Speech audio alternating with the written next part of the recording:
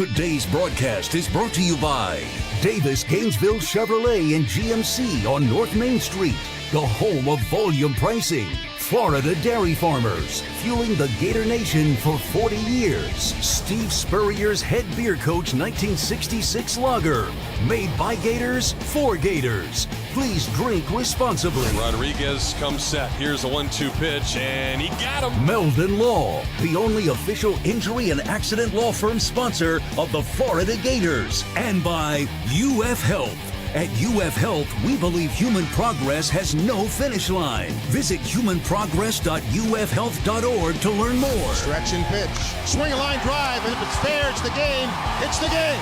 The Gators win, and they sweep the series. Now let's go live to the ballpark.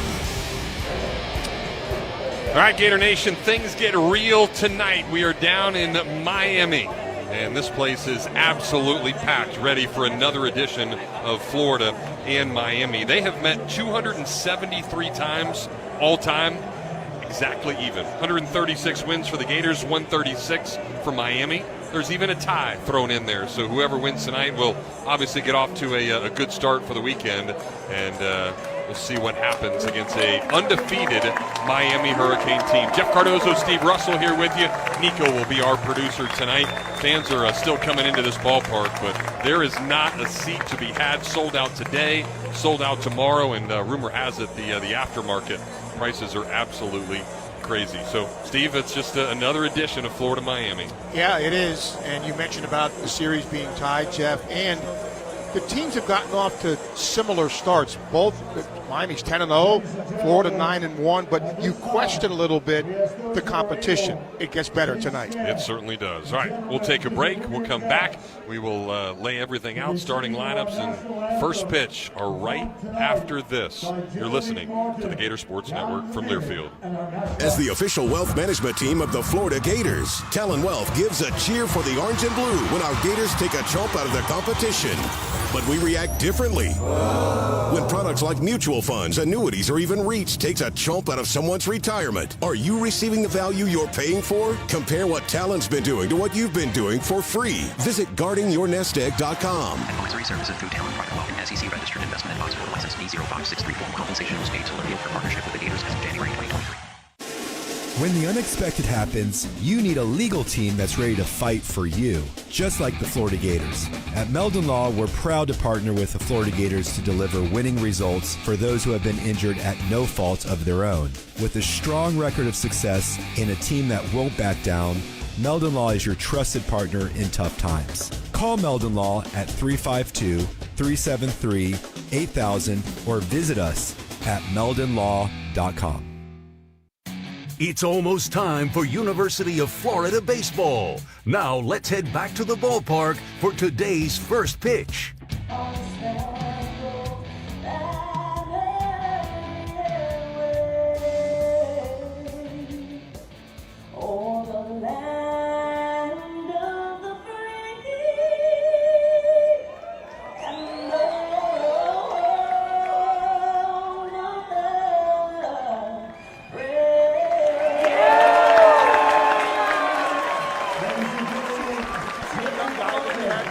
National anthem here as a packed house gets ready to watch Florida and Miami. Here's the starters for tonight's game, brought to you by Chevron.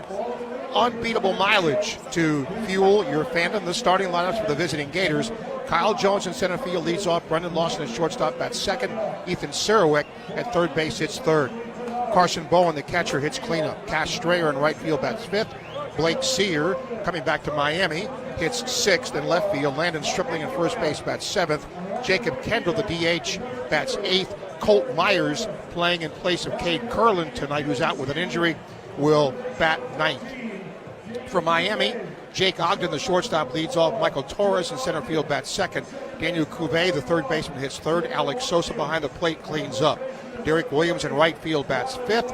Brylan West, the first baseman, hits sixth. Alonzo Alvarez, the DH, bats seventh. Dylan Dubovec, the left fielder, hits eighth. Jalen Watkins, the second baseman, hits ninth. The defensive alignment for Miami, brought to you by Father and Son Fence Supply, looks like this.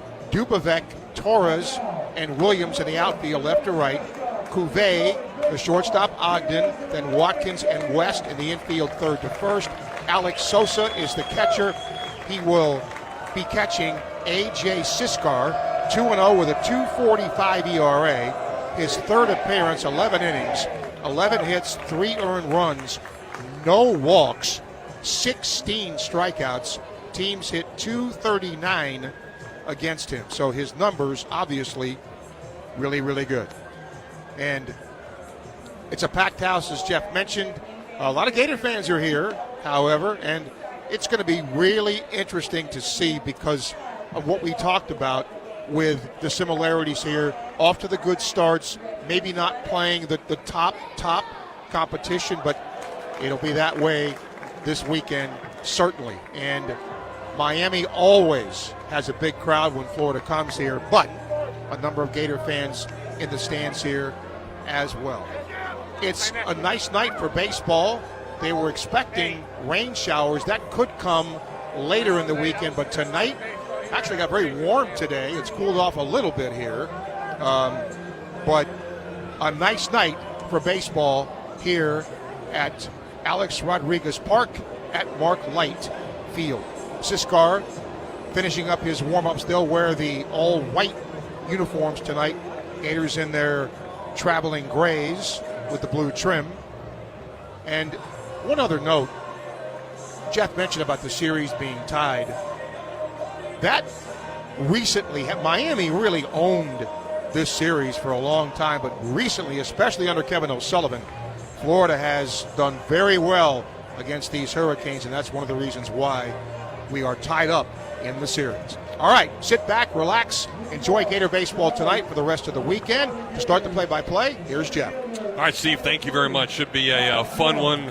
Just love this atmosphere and what is about to happen here. Lights are on here at the ballpark. Absolutely gorgeous day here in Miami, and is turned into that way here tonight. Still in the 70s as we get ready to go. All right, A.J. Siskar is ready, and his first wind and pitch is right through there, right on time, 7:02 on a 91-mile-an-hour fastball to the Gator leadoff man, Kyle Jones. Not only leading off, but leading the Gators in hitting at 487 as he walks in. Batter's box, and he'll take that one off the plate. First slider from Siskar. He's not going to light up the radar gun like Peterson will on the other side. He'll be low 90s, moves the ball a lot in and out, though, as that one misses high on another 91-mile-an-hour fastball. Travis Cannon, tall, skinny home plate umpire, will call the balls and strikes. Derek Malika at first, Tim Rosso at second, and Mark Swigert is the third base umpire. Speaking of third, one hit out that way, but it's gloved by the shortstop, and the throw across is in time as Jake Ogden went deep in the hole, short hop to throw to first base, but it's in there for the first out of the ball game. Well, if there's a question mark about Miami, it's their defense.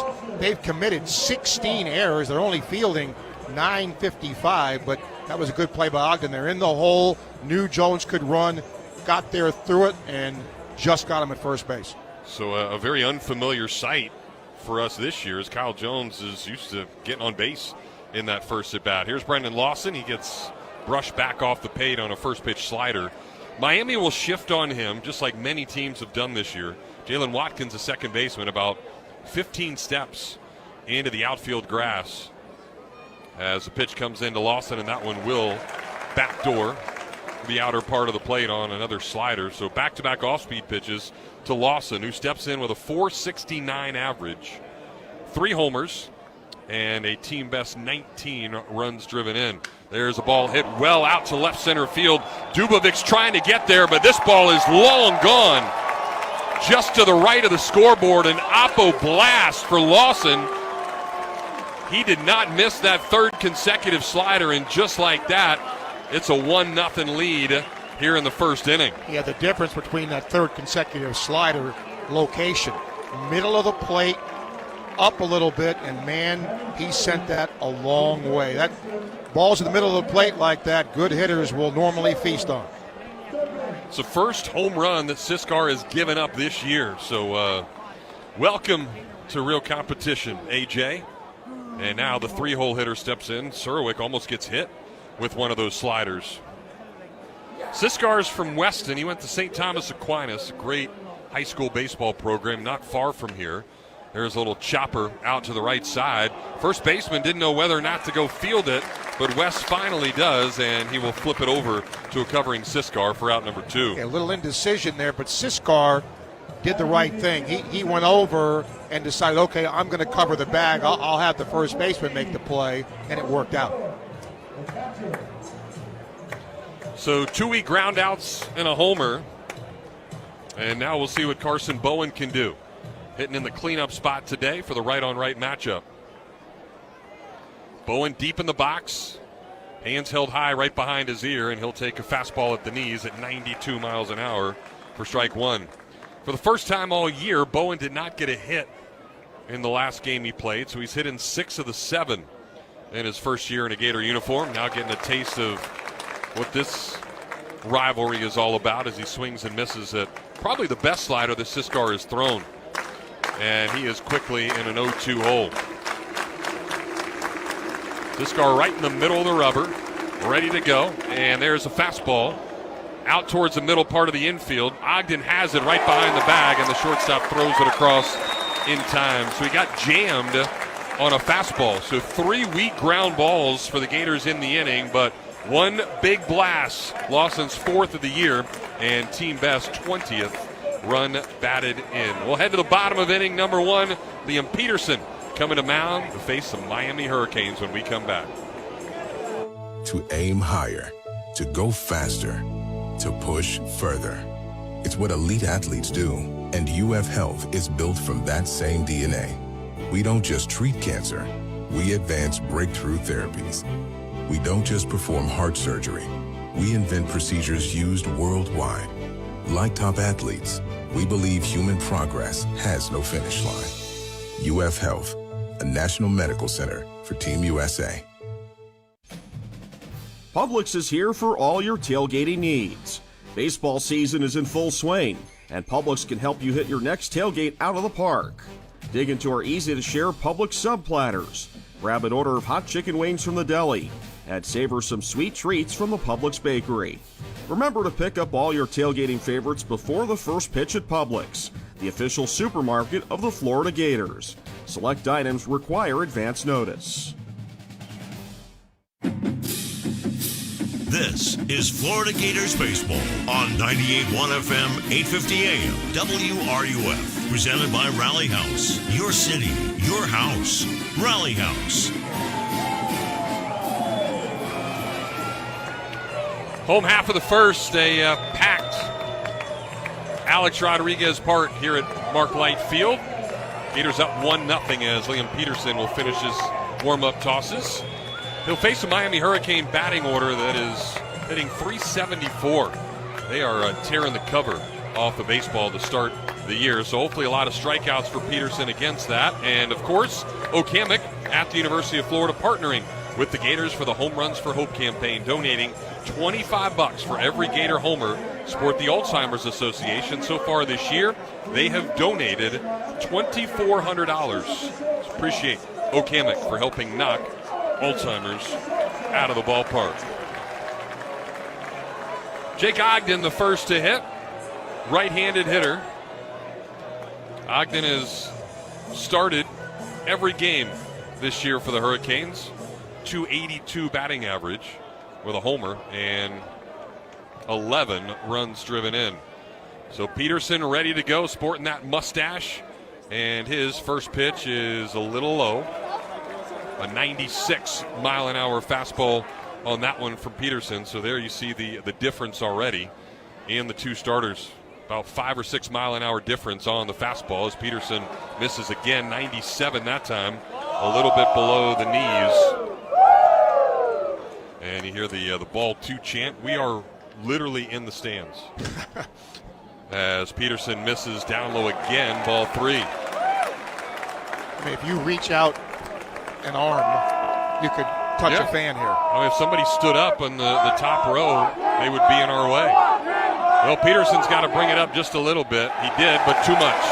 And it's a 4-pitch walk to start things for Liam Peterson. And for him, you want to see him follow up the good start he had last time, and a poor start opening the year. So the hope is if he's going to be the Friday guy to set that tone, it's not a good start.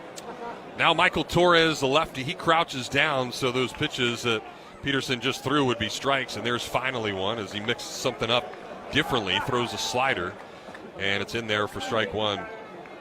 Torres, a 286 hitter, no homers, and just 7 runs driven in.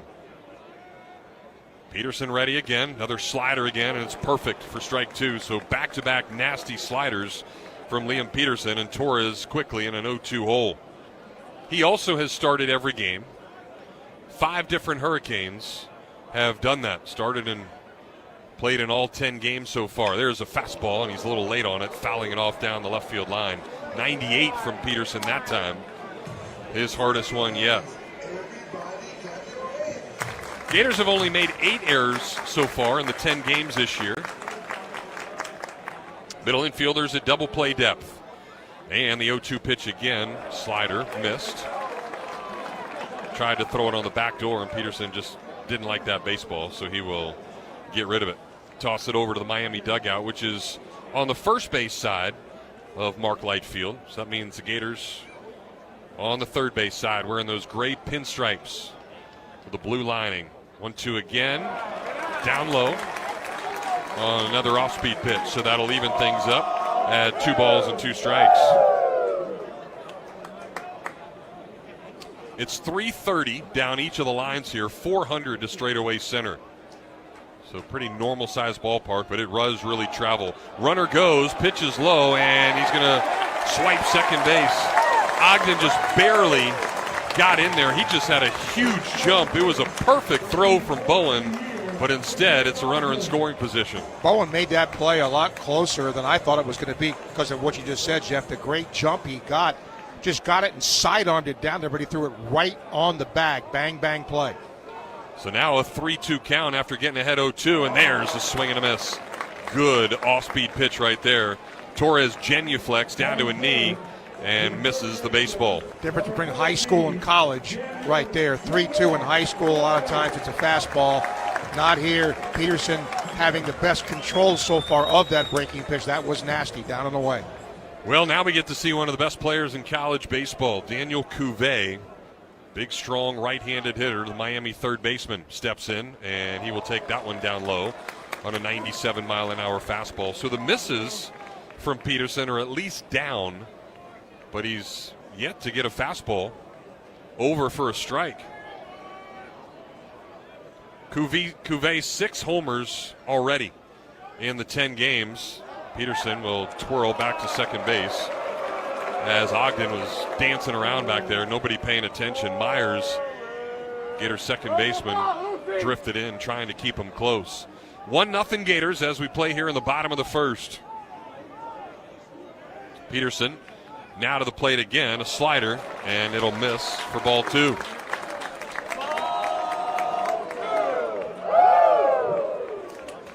Cuvée over the weekend had 2 homers in the same inning.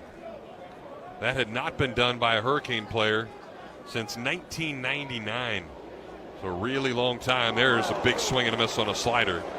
Cuvée wasn't even close to that one. He must have just been sitting 2-0 fastball. Yeah, because that pitch was down and away. He tried to pull it, just completely fooled. So good job by Peterson. Get back in it. Takes a big, deep breath as a ton of scouts watch from behind home plate. 2-1 pitch, swing and a miss. 98 on that fastball as he painted the outer part of the plate to even things up at 2-2. D1 Baseball said Cuvée was the best third baseman in the country coming into the season. Here's a 2-2 pitch. See ya! Great fastball again, 99 that time on the outer part of the plate. So he just reared back and threw some ched, and it's back-to-back strikeouts after the leadoff walk. Yep, I got a pretty good fastball tonight. Let's see if you can hit it. And Cuvée didn't. He was late on that one. Of course, when you're throwing 99, a lot of guys are going to be late. So now Alex Sosa, the Miami catcher, left-handed hitter.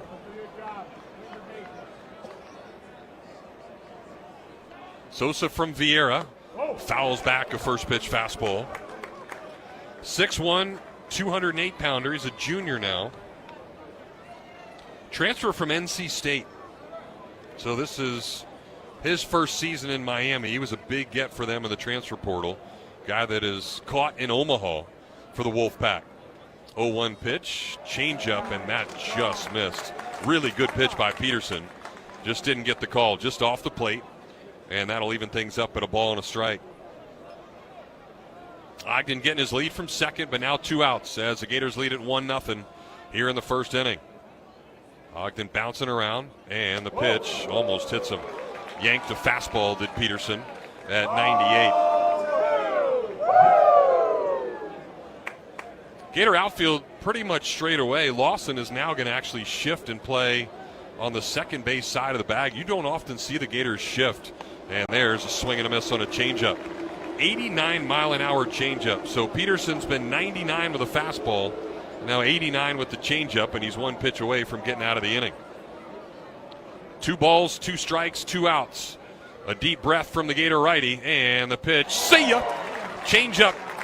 And Sosa swung right over the top of it, so not the best of starts as Peterson threw 4 straight wide ones to put a guy on base, but then sent the rest of them back to the dugout, striking out the side after that. We'll head to the second inning. Gators up 1-0 here in Coral Gables. This is Ross Chastain, NASCAR driver and your Fresh from Florida farmer. As America marks 250 years, we celebrate the traditions that have sustained us, especially the dedication of Florida's farmers. For generations, their work has been sewn into our nation's story and cultivated with care, growing the food we serve our families. When you shop for locally grown fruits and vegetables, look for the Fresh from Florida logo. You know that our name is on it because we stand behind it. Fresh from Florida. Trust is grown here. Looking to secure your future? Diversifying your portfolio is never a bad idea, and the experts at Coin and Jewelry Gallery are here to help. For over 40 years, we've made it easy for people to protect their savings with precious metals. And as always, we have the largest selection and the best prices in Florida. At Coin and Jewelry Gallery, we make buying and selling bullion, coin collections, and paper money simple, fair, and stress-free. Stop into Coin and Jewelry Gallery, Millhopper Shopping Center, Gainesville. You're listening to Florida Gators Baseball on WRUF. Presented by Rally House. Your city, your house. Rally House. Jeff Cardozo, Steve Russell hanging out in Coral Gables on the campus of the Miami Hurricanes. Gators up 1-0 as we head to inning number 2. And fans, Campus USA Credit Union proud to partner with the Gators for the Strikeouts for Hunger campaign. For every Gator strikeout this year, $25 donated to the Bread of the Mighty. $1,000 bonus for any no-hitter. And $2,400 raised so far to help fight hunger in our community. Campus USA Credit Union shining strong since all the way back in 1935. So Liam Peterson struck out the side. That means had to throw at least 9 strikes, right? He only threw 10 in the inning out of his 21 pitches. So think about that. 3 strikeouts and just 10 strikes thrown. A.J. Siskar threw only 12 pitches in the first inning, 8 strikes for him, but he gave up the home run to Lawson. And we're ready to go in inning number 2. A first pitch changeup to Cash Strayer.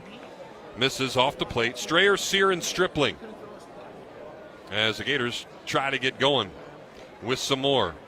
There's a breaking ball, and it's in there for a strike as Strayer could not pull the trigger. His first taste of this rivalry. I think very quickly a lot of those teammates told him what it's all about. Strayer ropes one out into the gap in right center field, but it's going to be run down by Torres. He got a great jump on it. Off the bat, it looked like that thing was destined for the gap, but Torres took it away, and it's out number 1. Hit it so hard, it hung, and it gave Torres a chance. But the key, he had a great jump on that, and the angle he took to that was also really good. But man, Strayer crushed that, deserved a better fate. Well, if you're listening, you can hear our crowd mic. You hear a lot of boos. It means you know that Blake Sear is coming to the plate. The former Hurricane back home for the first time as he takes strike 1. course, went against the Hurricanes last year, but that was up in Gainesville, so the Boo Birds weren't out. We'll see what he can do against the former mates as he takes strike one and now ball one, a breaking ball that missed inside, which it's tough to do on Sear as he crowds right on top of home plate. Those hands are out over the middle of the plate, and he'll chop one foul over towards the Gator dugout on another fastball for strike two. Sear was 2 for 9 against the Hurricanes last year in Gainesville. We'll try to do better than that this weekend as he squibs one foul the other way this time. Breaking ball. Had a great freshman year down here at Miami, freshman All-American.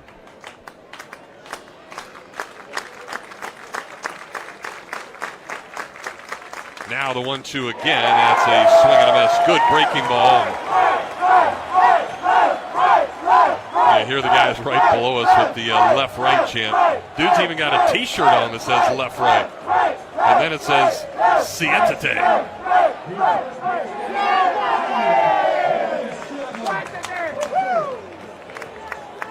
But when he struggles, that's the pitch he struggles with. Yep. Breaking ball away. So 2 quick outs now, and Landon Stripling to the plate. Stripling hasn't played a ton, but when he has, it's been very good for the Gators so far this year. Stripling 4 for 11 with 3 ribbies, 364 average. As a lefty gets back in the box, and he'll take a changeup on the outer part of the plate to even things up at 1-1. Stripling has driven in a run in all 3 of the games he has played in. Third consecutive game that he's out there as that one does not wrap around the outer part of the plate. Breaking ball that misses. Gators with a 1-0 lead here in the top of the second. Stripling the advantage in the count as Siskar winds, and his pitch is fouled off at home plate for strike 2. Siskar's not over the top, more 3/4, so he gets a lot of run with his pitches. Last year, guy as a freshman got a ton of accolades and pitched really well against Alabama in the postseason. So he just got better and better. 2-2 pitch, nasty swing and a miss. That one took Stripling to the ground on the back foot to that lefty. And a quick 1-2-3 top of the second for A.J. Siskar and the Miami Hurricanes. We'll head to the home half. Florida leading at 1-0 in Coral Gables. Davis Gainesville Chevrolet is now Davis Gainesville Chevrolet GMC. That's right, Coach. The all-new Davis Gainesville Chevrolet GMC is an unbeatable team. New Chevy Silverado or GMC Sierra, your choice, just $279 a month. Plus, nobody will pay you more for your trade than we will. At the all-new Gainesville Chevrolet and Gainesville GMC. See you soon at GainesvilleChevyGMC.com. 24-month leases, 85-21 due at signing, no security deposit, subject to lender approval, may include loyalty. Offers don't combine. Expires month end. Together, let's drive. To all our Gator baseball fans listening in, stay in the game and play by the rules. Put down your phone and set aside all other distractions. One text takes your eyes off the road for about 5 seconds. At 55 miles per hour, that's like driving around the entire diamond with your eyes closed. To win while driving, you must focus. Put it down and focus on driving to arrive alive. Brought to you by the Florida Department of Highway Safety and Motor Vehicles.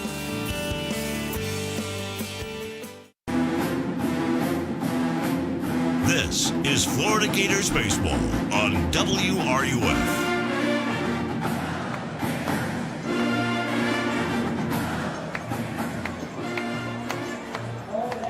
Whole half of the second inning. Liam Peterson back to work. Just 25 pitches so far for Siskar. 17 of them were strikes, and he has retired 6 of the 7 guys he's faced. At least the one that he didn't was sent over the wall by Brendan Lawson, his team best 4th homer already. He had 10 all of last year as a freshman, so well ahead of that pace. Liam Peterson dominant in the first inning, so we'll see if he can keep that up as he faces 5, 6, and 7. Peterson threw 21 pitches in the first inning. face Derek Williams. Right-handed hitter, fifth-year senior, transfer from Wichita State. And he will take that fastball down low for ball one. So Peterson continues to miss low with fastballs. He starts his windup, ready to go, and that one is fouled off. Much better fastball that time, tailing in to the righty.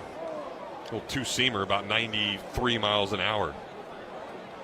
Wind is blowing out to left center field, but not that aggressively.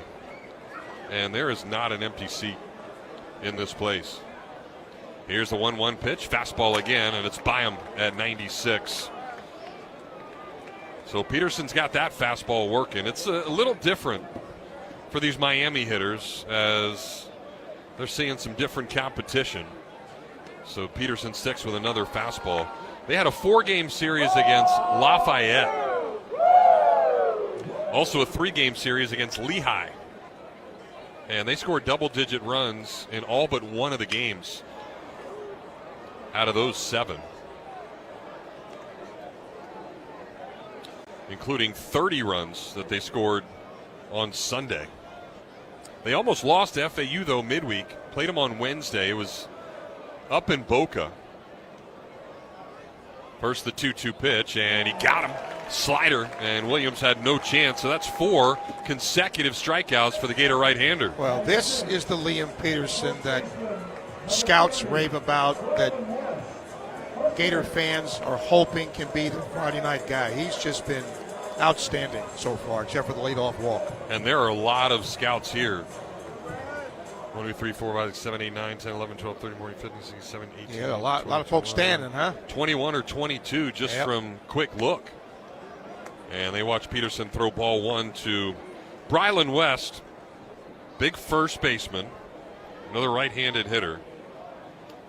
West hitting .462 start off the season. He hits a towering shot out to left field. I don't know if I've ever seen a ball hit that high. And Sears having trouble with it. Finally battles it. And, I mean, we could have eaten probably half an ice cream cone while that thing was in the air. Wow. I was going to contact NASA. Yeah. That thing was a moon ball. That was way up in the air. And, you know, what wind there is, got it because it was hit so high, and Sear had to battle to catch it. So 2 quick outs, and now Alfonso Alvarez, left-handed hitter, and he takes ball 1 inside. Alvarez, a freshman from California, 6'3", 212-pounder. Came in as a catcher, but he'll be the DH today. And he's late on another Peterson fastball, 95 on that one. Even things up at a ball and a strike. Alvarez off to a great start to his collegiate career, a .500 average with a couple of homers. And he takes a strike at the knees. Finally, a call by the home plate umpire, Travis Cannon, on a fastball at the knees, and the Miami crowd complains about it. But Peterson way ahead now. Here's the wind and 1-2, and that one's definitely down. Trickles off of Bowen's glove over towards the first base dugout. Alvarez starting his 6th game of the year. He's 11 for 22 as he gets ready for the 2-2, and it brushes him back off the plate. 97 on that fastball. So you can tell that the Gators are really trying to keep it in under the hands of Alvarez. And the first time they get to see him live. Now the 3-2. See ya! Fastball in, painted perfectly. And that is 5 of the last 6 that Liam Peterson has struck out.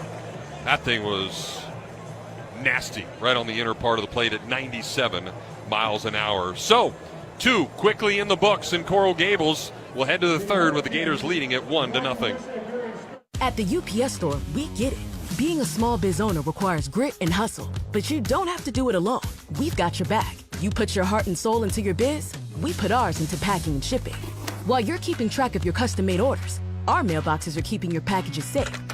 Because we're here to help you be unstoppable with shredding, printing, notary, and more. Most locations are independently owned. Product, services, pricing, and hours of operation may vary. See Center for details. The UPS store. Be unstoppable. Come into your local store today. So you want to know what no horsing around with Marion means, huh? Enforcement of litter violations has increased to punish those who trash our beautiful county. First-time offenders, you can expect a $150 fine. You didn't learn your lesson. If you're caught littering a fourth time, you'll pay a $500 fine, and you can spend up to 60 days in the slammer. Any questions regarding Marion County's litter ordinance may be directed to the Office of the County Attorney. And remember, step up, pick it up, and don't litter. This is Florida Gators Baseball on 98.1 FM, 850 AM, WRUF.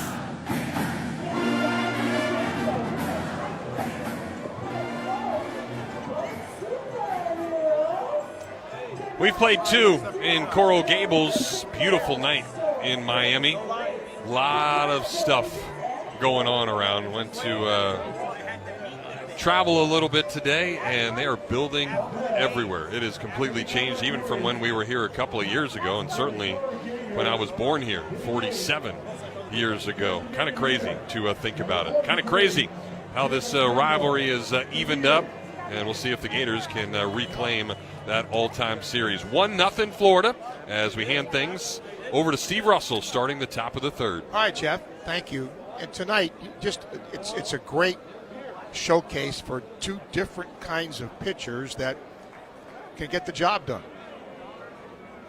Pitch here to Kendall, the DH, a strike. A lefty. 3 for 12 on the year. 0-1, swing and a miss off speed. Again, he's not going to wow you on the radar gun, but he's a strike thrower, and except for the long ball, has been effective. 0-2, outside, again off speed, 1-2.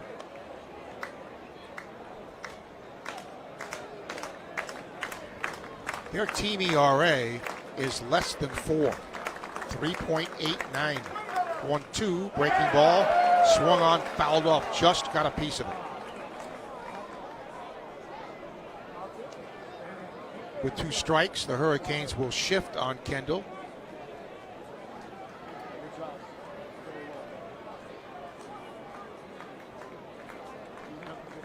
Outfield straight away. Now the 1-2, just inside, 2-2.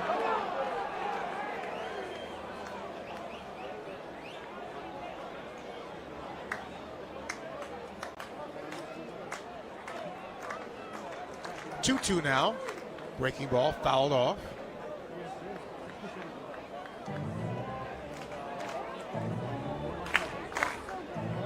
Big crowds expected tomorrow and Sunday in this 3-game series.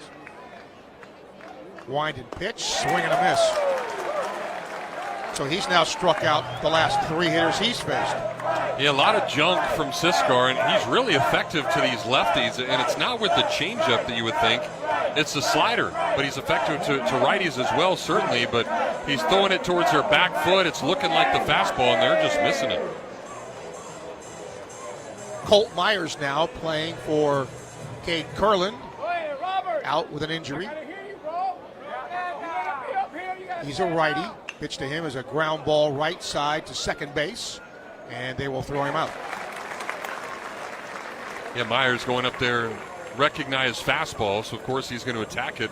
But even at 89, 90 miles an hour, it's got so much run on it, it's tough to barrel up. Kyle Jones grabbed it out to short his first time. Both these teams can hit. Miami came in at 374 team average. The Gators at 360. Siskar's pitch is a strike.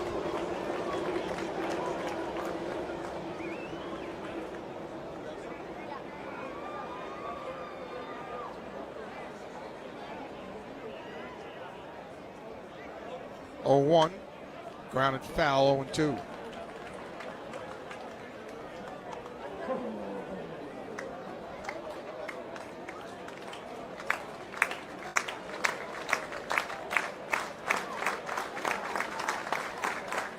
They play Jones a step or two around towards left. 0-2 breaking ball. Swing and a miss. It wasn't located well, but it fooled Jones. And the Gators go down 1-2-3. Through 2.5, Miami leads, or rather Florida leads 1-0. Gator Nation, this season it's time to act for the greener good. UF and GFL are making great strides to reduce our footprint, and you can help. Recyclable and compostable paper products, cups, straws, and food waste receptacles are available at the stadium. Look for the signs and put it in the right can, Greener Gator fan. Think green as you cheer on the orange and blue. Call GFL at 352-377-0800 or visit us at gflenv.com. GFL, green for life. The head ball coach scores again. Steve Spurrier's head beer coach 1966 American Lager is now available everywhere at Condren Ballpark.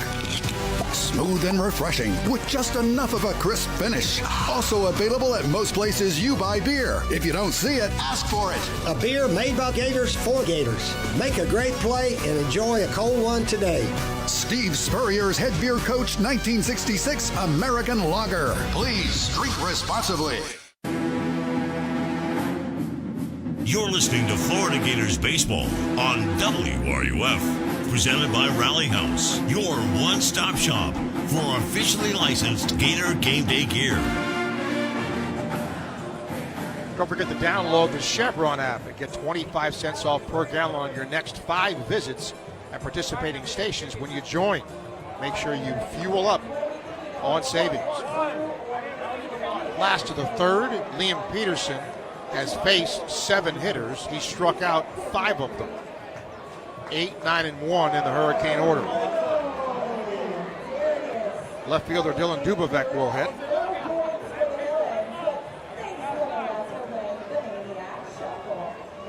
He's a righty. Hit 5 straight as a freshman. He takes strike. His batting average is .750. He's 12 for 16. 0-1 is low. That's crazy, especially at this level. The wind, the 1-1 is chopped foul for strike 2.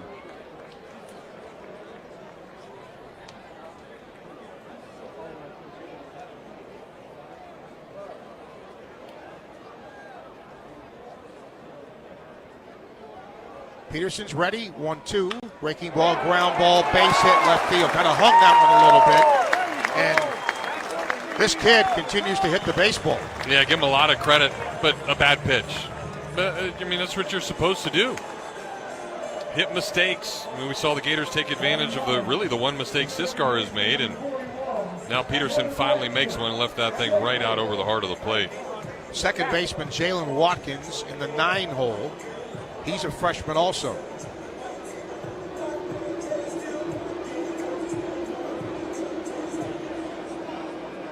Gators play the infield up at third and first, expecting bunt. He squares and takes a strike.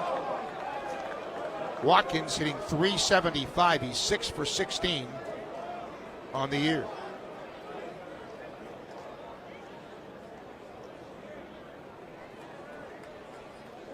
Squares again. Pitch is bunted in the air. Foul. Nobody's going to be able to get it.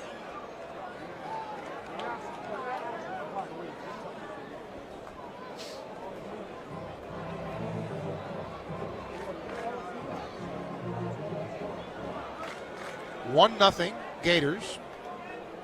We play in the last of the third. Stretch and pitch. Swinging a dribbler. Foul.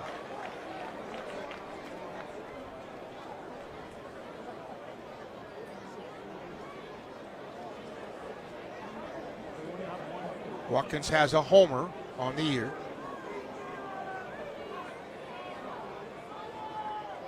Stretch and pitch again is high.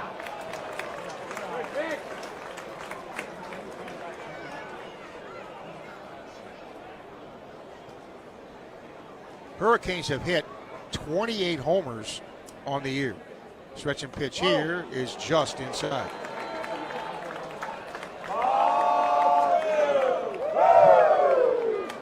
Two balls and 2 strikes now on Watkins.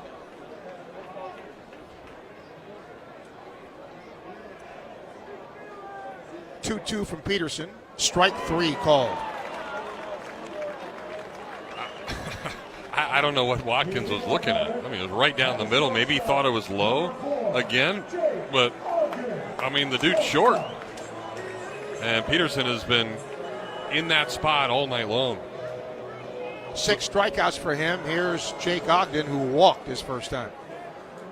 He's the leadoff man. They throw to first, runners back.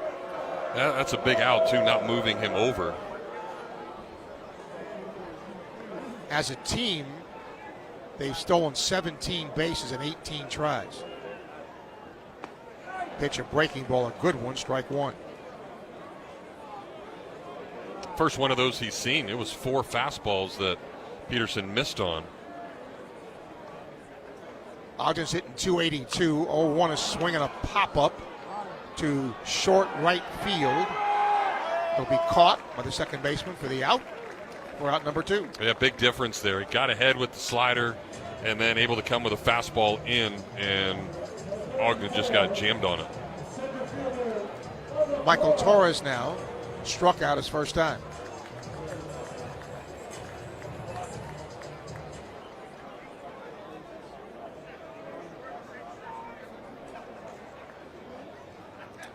Peterson throws to first. He's leaning and he's out. So Peterson picks him up. You could see that he looked like he was going to run on the first pitch, but instead they throw to first and they pick him off. No runs, a hit. Nobody left through 3. Florida 1, Miami nothing. This is Ross Chastain, NASCAR driver, and your Fresh from Florida farmer, letting you know that it's Florida strawberry season. First in the nation, Florida strawberries are picked at peak freshness and shipped to your market to ensure that there's sunshine in every bite. When you shop, look for the Fresh from Florida logo. It's a sign of local pride, peak freshness, and quality you can trust. You know that our name is on it because we stand behind it.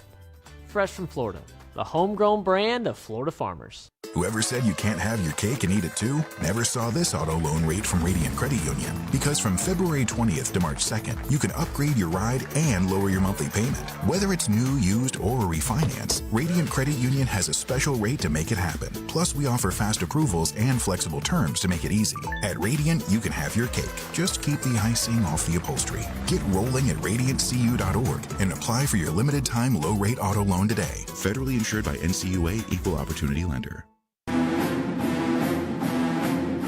You're listening to Florida Gators Baseball on WRUF.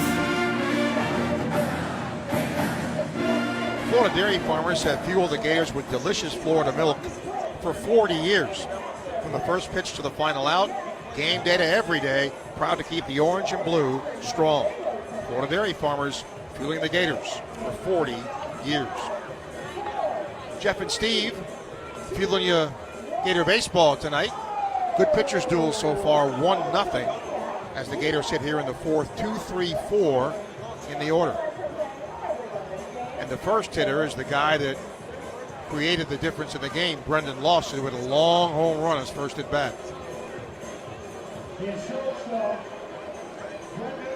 He now has a 5-game hitting streak, and he's 8 for 15 in that stretch.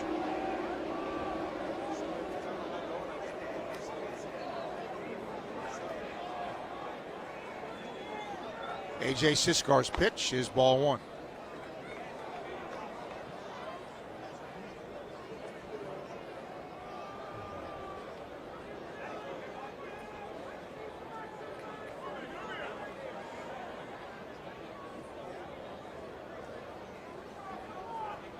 Lawson steps out. Now he's ready. They play him straight away.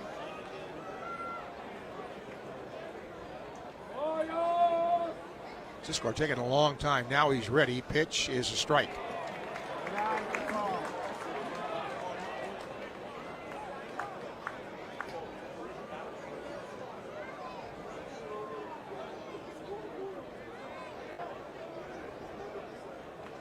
One. Breaking ball almost hit him. 2-1.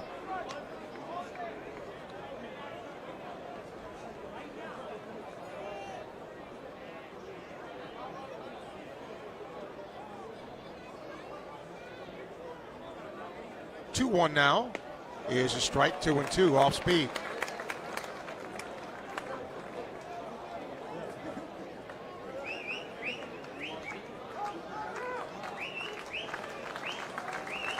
Two now, swinging a line drive to right, going to fall for a hit. Well, good start. Somebody else just needs to contribute now. Everybody's gotten their look at Siskar, understands. It's fascinating, too. I mean, he goes through the lineup one time through. There were only 2 barrels out of the 7 hitters. It was Lawson and then it was Strayer. Unfortunately, that one was run down. So maybe now you'll see, as they go through this lineup again, another look at them, they can start to square some balls up. Ethan Sarowick grounded out to first. His opening at bat. Stretch and pitch, breaking ball. Sweeps outside, 1 ball, no strikes.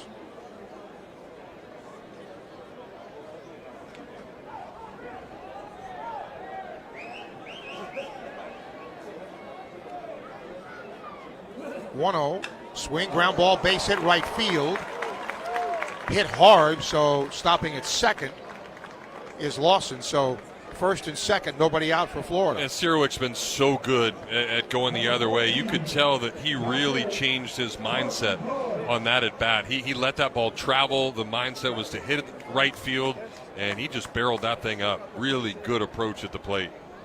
Carson Bowen now grounded out to short his first time. Gators lead 1-0, trying to pad it here in the 4th.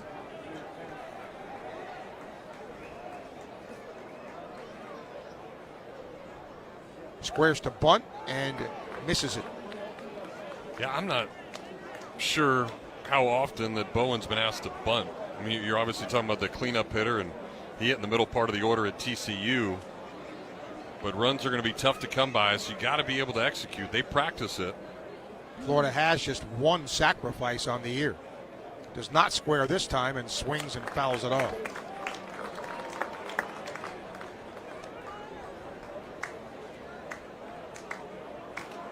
Bowen coming in, hitting in 6 of his last 7.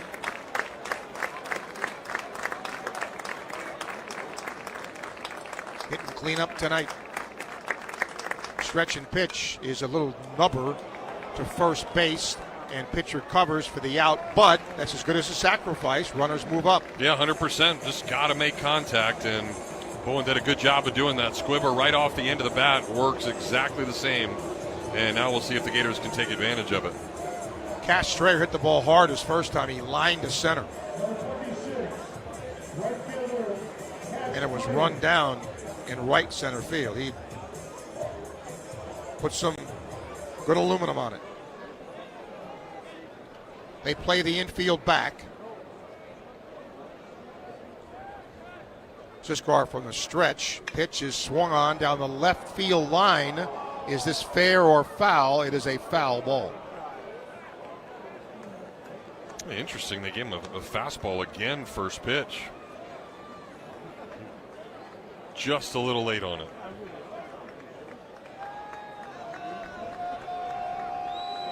But you got a lot of options here. Obviously, it went in the air. It's going to be good enough, deep enough to score a run. Even hit a ground ball back up the middle. Just have a good approach at the plate. 0-1, breaking ball outside. Yeah, just can't strike out. They're playing back. They're giving you the run. So put the ball in play.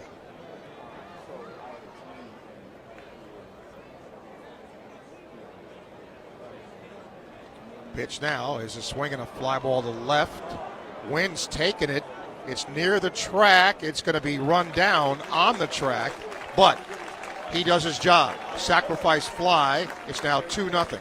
Yeah, just a great at bat, great approach. You could tell he wanted something that he could elevate by both of the swings that he had.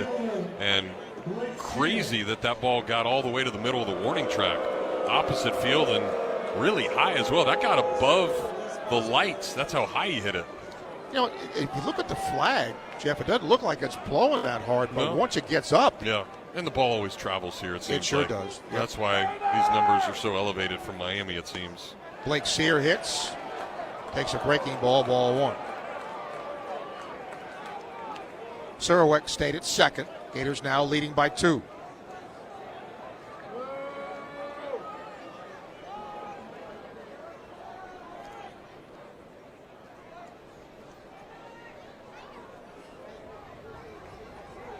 Siskar's 1-0 is a fastball strike.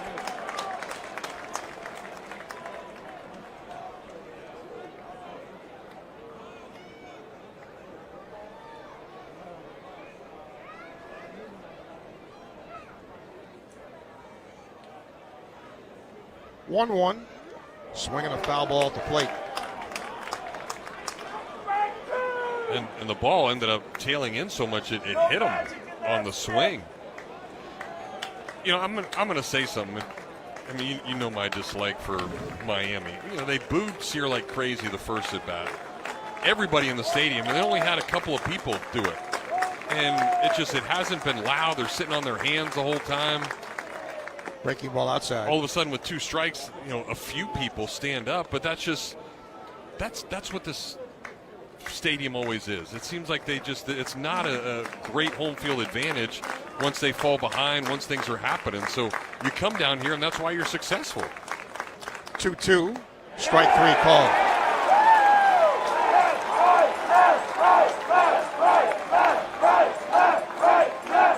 The Gators get a run on 2 hits and lead 1 through 3.5. They're up 2-0. Today's highlight is brought to you by Toyota. At home or on the road, they're never the underdog. Toyota, let's go places. Lease a new 2026 Toyota Tacoma SR5 for $289 a month for 39 months. Offer valid through March 2nd, 2026. Well-qualified lessees with approved credit through Southeast Toyota Finance. $42.88 due at signing. No security deposit with select equipment. $350 disposition fee. Excludes tax, tag, registration, title, and dealer fees. See dealer for details. Need better internet? Cox Internet has the fast, reliable speeds you're looking for. Perfect for seamless streaming, gaming, and working from home. And now get Cox 300 meg internet with a 2-year plan price lock guarantee, plus equipment included. Oh yeah! So get your household up to speed. Switch to Cox Internet today. Taxes and fees excluded from price guarantee. You're listening to Florida Gators Baseball on 98.1 FM, 850 AM, WRUF. UF Health, proud to be the only U.S. Olympic and Paralympic medical center in the entire Southeast, providing care for Team USA. The same great care they get, you get always. Visit humanprogress.ufhealth.org. You can find out more. Nico producing the broadcast today alongside Jeff Cardozo. I'm Steve Russell. Thank you for tuning in to Gator Baseball. If you're a Florida fan, the news is good. Liam Peterson's been really good on the mound. The Gators are giving him 2 runs of support, and that's where we sit here as we go to the bottom half of the 4th. 2-3-4 in the Hurricane order up.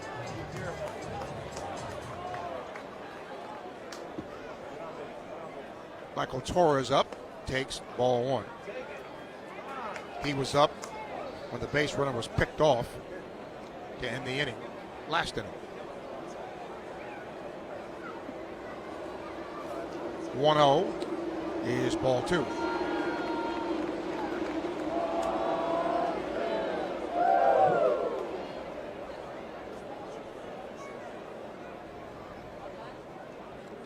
Now is ball 3. Right arm, right arm, walk it, right arm, walk it, right arm. 3-0 now is right through there, 3-1.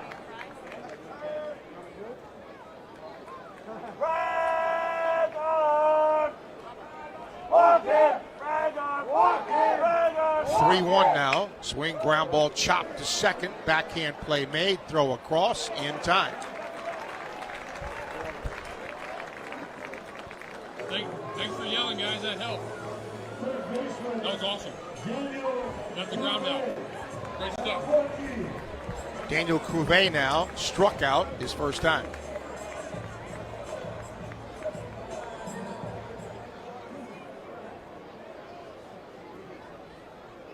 Peterson's pitch is a little low.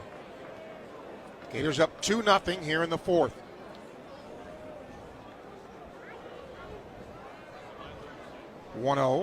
Is ball 2. Couvet really a good player. We've seen him, he's a junior now, develop.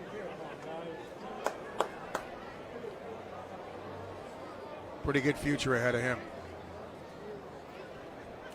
2-0 now. Swing and a miss on a breaking ball. Both at bats, same thing. 2-0 breaking balls, and Cuvée swinging out of his shoes, and he's missed a slider each time. 2-1 now. Check swing, ground ball first. And that will be out number 2. Great job, great pitch. Nice sequence by Peterson again to fall behind. Quality 2-0 pitch, and then comes back in with a fastball in, and Cuvée wasn't ready for it. Alex Sosa, the catcher, struck out his first time. Peterson's had at least one strikeout in every inning to this point, except this one. Pitch to Sosa, swing and a miss on a changeup.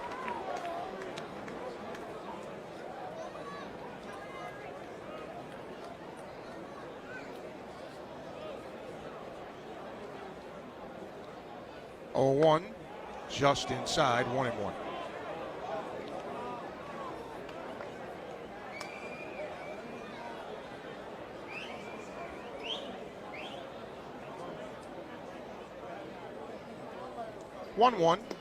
A little low, 2-1.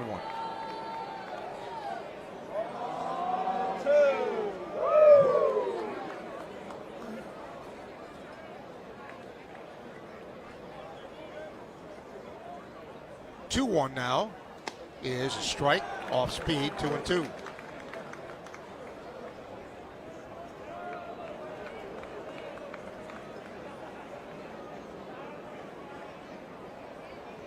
Two, low 3-2. I tried to overthrow that fastball there. Just sped up the delivery a little bit, you could tell, and that's what forced him to spike it.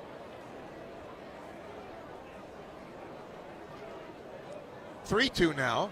Swing, ground ball, hit hard, but fielded at first base, and the play is made. That ball was one of the hardest hit balls tonight, but Stripling makes a good play over there. So 2 consecutive plays where he fielded ground balls and stepped on the bag. Hurricanes retired 1, 2, 3 through 4. Florida 2, Miami nothing. At the UPS store, we get it. Being a small biz owner requires grit and hustle, but you don't have to do it alone. We've got your back. You put your heart and soul into your biz, we put ours into packing and shipping. While you're keeping track of your custom-made orders, our mailboxes are keeping your packages safe. Because we're here to help you be unstoppable with shredding, printing, notary, and more. Most locations are independently owned. Product, services, pricing, and hours of operation may vary. See Center for details. The UPS store. Be unstoppable. Come into your local store today. Hey everybody, it's Jim Markle with Transmission Doctor and Auto Care in Alachua. Did you know Transmission Doctor offers complete brake service? Our ASE certified technicians will do a complete brake inspection, and our friendly service advisors will assemble an affordable estimate. That's right, you can get your whole car serviced at Transmission Doctor, including your brakes. Located directly behind Radiant Credit Union, just off Highway 441 in Alachua. Transmission Doctor, exceeding expectations in automotive care.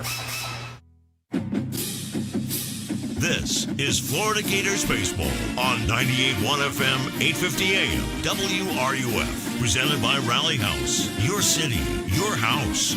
Rally House. Steve Spurrier's head beer coach, 1966 lagers available at Condren Family Ballpark and at most retail stores in North Central Florida.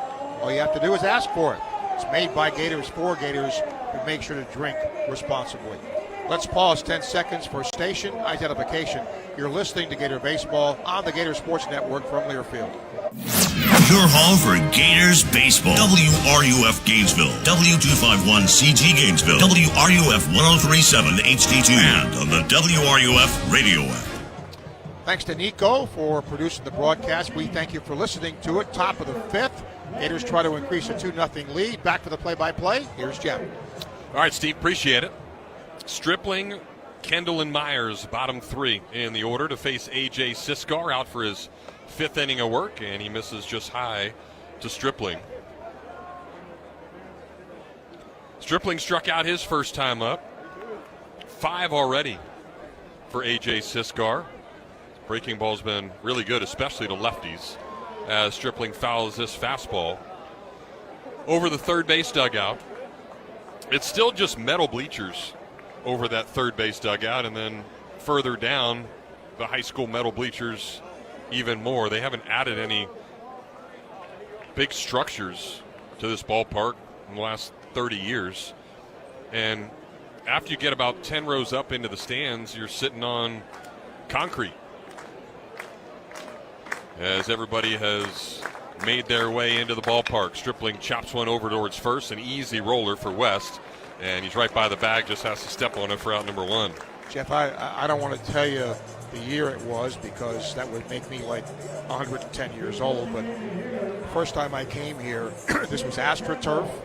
Ron Frazier was coaching here, and all the things they did on the field, you know, the different things to get the crowd into it, really was ahead of its time. He helped college baseball get on the map. Here's Jacob Kendall, backdoor slider in there for strike one. Yeah, those were certainly the heydays. Charles Johnson way back then. Went on to have a great career with the Marlins as that fastball misses off the plate. Kendall also struck out his first time up. He's just 3 for his last 13 now, so the average has dipped down to just 208. He's got a homer on the year. 1-1 pitch, chopper to short.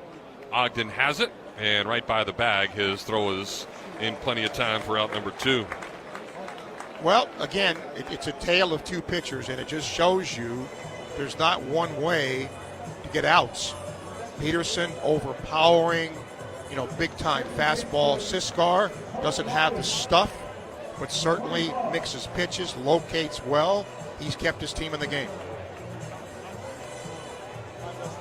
Two good outs for Colt Myers. He saw just one pitch his first time up and hit a ground ball to the second baseman. See what he gets here. It's a breaking ball, and he misses it for strike one. Still have the parking garage structure. 5 different levels out beyond right center field as Myers lays off of that slider. They've got their track just beyond the scoreboard in left center field, and then building a brand new facility for the football program. That's right over the batter's eye in center field. And then it's like we're at Yankee Stadium. Got the monorail going by, take people into downtown Miami, just beyond the stands to the right. 2 balls and a strike now to Myers. Gets a fastball, hits it hard, right out to the shortstop, though. Ogden has it deep in the hole and just beat Myers getting to first base. Nice play by the Miami shortstop to retire the side. Well, we're already halfway through this one. We head to the bottom of the 5th. Gators still leading it 2-0. When the unexpected happens, you need a legal team that's ready to fight for you, just like the Florida Gators. At Meldon Law, we're proud to partner with the Florida Gators to deliver winning results for those who have been injured at no fault of their own. With a strong record of success and a team that won't back down, Meldon Law is your trusted partner in tough times. Call Meldon Law at 352-373-8000 or visit us at meldonlaw.com. Gator fans, are you tired of boring beers that are as exciting as a sack bunt? It's time to shock your world. Shock Top Belgian White hits harder than a grand slam and is as smooth as a Gators double play. Shock Top Belgian White is unfiltered like your trash talk and will shock your world with every sip. Always smooth, citrusy, refreshing, and ready to play ball. Shock Top Belgian White. Shock your world. Shock Top Belgian White. Please drink responsibly. 21 plus. To learn more, please visit shocktop.com. This is Florida Gators Baseball on WRUF.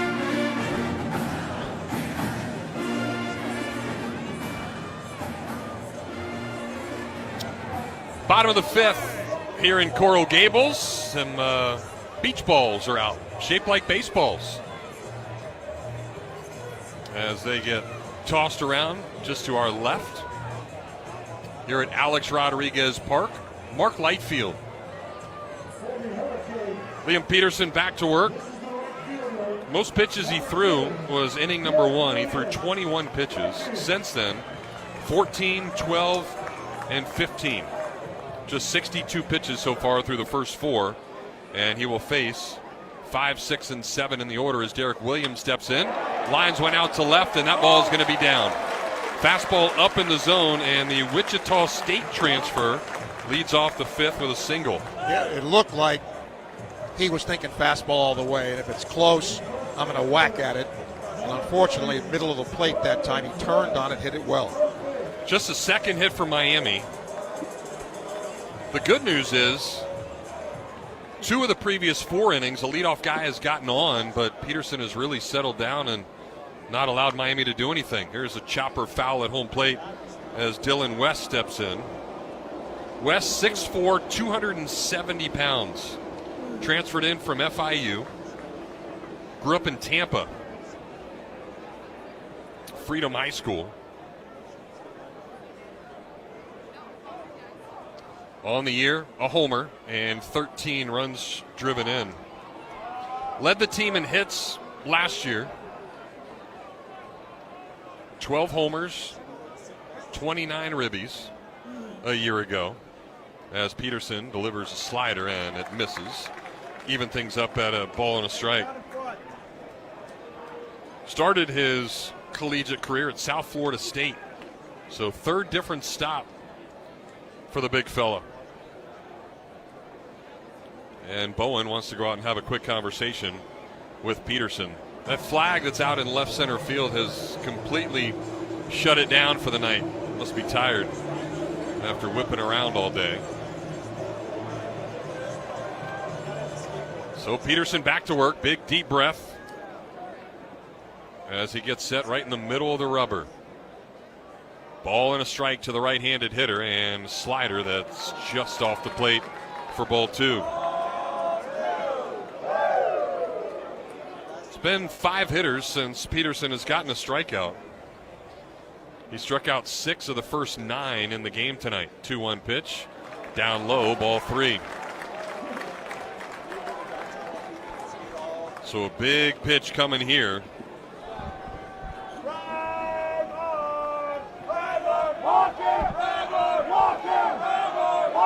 And Peterson's 3-1 is fouled straight back. So good job to stay in the count. Peterson went 3 1/3 in his first start of the year against UAB, then 5 1/3 against Kennesaw State last weekend, where he threw 91 pitches. Here's a 3-2, runner goes, ground ball left side, that's going to be a base hit. Luckily hit hard enough where Williams can't get over to third base, but back-to-back singles here, and the Hurricanes are starting to get to the Gator right-hander. Well, now strategy here, right? And here comes Kevin O'Sullivan to the mound.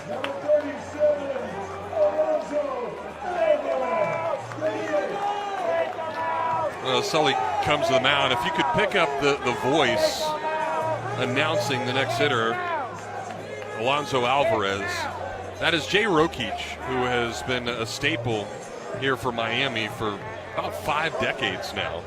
And before the game, they've got some numbers retired out there. They've got 12, and then now they've got Jay Rokich with a microphone. And pretty special ceremony throughout the first pitch today. I mean, it's a guy that, gosh, when I was a player, we used to imitate him because he would say, now batting Landon Stripling, the first baseman, and then he'd repeat it again, the first baseman.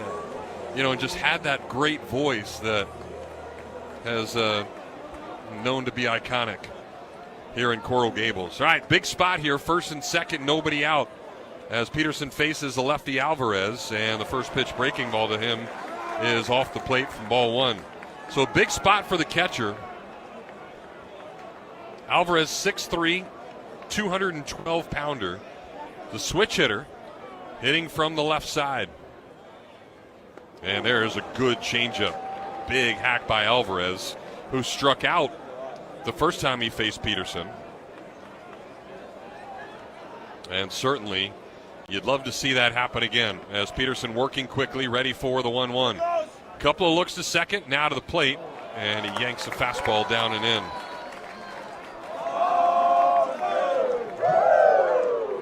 Alvarez, one of the highest touted kids to come to college out of last year's high school seniors. 2-1 is a changeup. Lofted out towards right center field. Ball's going to be caught by Jones. Runners, or just one of them, will tag. Looked like both wanted to go, but Jones fired it into second base. So Williams gets over to third. West stays put, and there's the first out of the inning. Well, certainly Miami could have sacrificed there, but Alvarez has no sacrifices, so maybe not a good bunter. So instead of getting perhaps 2 runners in scoring position, now just 1, and the double play stays in order. But you're facing a guy that's been phenomenal, not only of late, but this year. Dylan Dubovec, freshman, right-hander, already has a hit today, but he swings and misses badly at a first pitch slider. Big pitch right there. He singled his first time up. He's now 10 for his last 12 at the plate, hitting .765 on the year. Peterson's 0-1, slider again, popped up on the infield, right behind the plate. Bowen sheds his mask. Who wants it? It will be the Gator catcher in fair territory, right in front of the left-handed batter's box, and a big second out here in the 5th inning. Great pitch by Peterson. He just had him out in front. He actually one-handed that. Couldn't get anything on it. They hit it straight up in the air. Now he's one hitter from getting out of this. And he'll try to get the 9-hole hitter, Jalen Watkins. Watkins, a freshman, 5'7", 170-pounder out of Texas. Squares the bunt, gets it down, but it's foul down the third baseline. He's obviously trying to bunt for a base hit there. But he showed it early for doing that. He squared almost like it was a sacrifice bunt. But Williams, the runner at third, barely even moved, because I think he knew if he tried to come home and score on something like that, he's going to be out. Gators would just grab it and tag him. So interesting spot there. Peterson got Watkins looking the first time he faced him. Runners on the corners, 2 outs now in the inning. And Peterson's fastball's out to right. Strayer had just moved in a few steps, and now he barely has to move. Will catch it and retire the side. So how about that? The first 2 Hurricanes get base hits. First and third, 1 out, and Peterson gets out of it. A nice 5th inning, and certainly 5 strong for the Gator ace. We'll head to the 6th. Gators still lead it 2-0. In Gator Country, we know greatness takes consistency, and so does your plumbing. At Quality Plumbing of Gainesville, we've been delivering big league service for over 40 years. From game day to every day, we're proud to support Gator baseball and pour into the future of our community. One home, one play, one season at a time. Quality Plumbing. Plumbing with purpose. Built to go the distance. License number CFC 043073.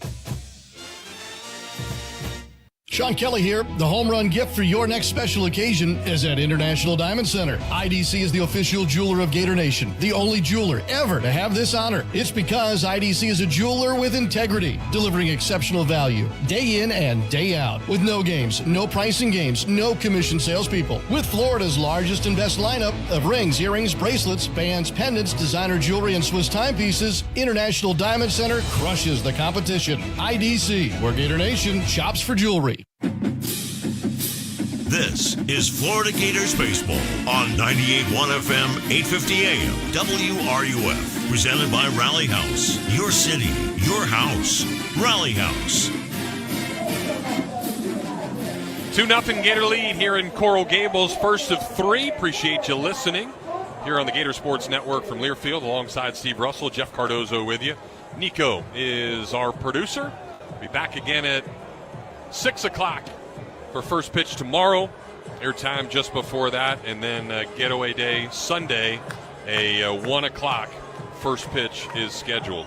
Fans, if you're looking for a trusted sign company, Gainesville Neon and Signs been serving North Florida since 1964. Now they're proud to be the official sign provider of the Gators. From custom signs and lighting to vinyl graphics, wraps, and repairs, they handle it all. Count on them to bring your brand to life with quality signs that will get noticed. Kyle Jones steps in. First pitch, Hacken hits one out to short. Ogden's throw is just going to beat the speedy leadoff man. And Jake Ogden's been really good over there at shortstop for the Hurricanes. Yeah, it also helps to have a big, tall first baseman, too. Used every bit of his height to snare that high throw. But, yeah, he's been really good at shortstop. Made 2 or 3 really nice plays. He's made the last 3 putouts, and that's his 5th of the game already. All right, here's Brendan Lawson. He has been tough to get out. Each team with just 3 hits. Lawson has 2 of the 3 for the Gators as he steps in, and he'll take a breaking ball in there for strike 1. Lawson's first hit, the big one, his 4th homer of the year, just to the right of the scoreboard in left center field. 20th ribby already as he hacks one foul over towards J.D. Arteaga and the Hurricane dugout. So Lawson quickly in an 0-2 hole. He has scored both of the Gator runs tonight. Gators have left just 1 guy on base through the first 5 innings. 0-2 pitch, hit him.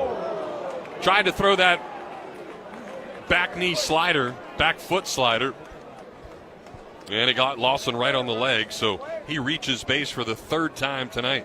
Yeah, never good to hit a hitter, but I mean, if you're pitching and you got a guy 0-2 and then you do that, it's frustrating for a pitcher because you give him a free pass, gets on first base when maybe you had a great chance to get him out with an 0-2 count.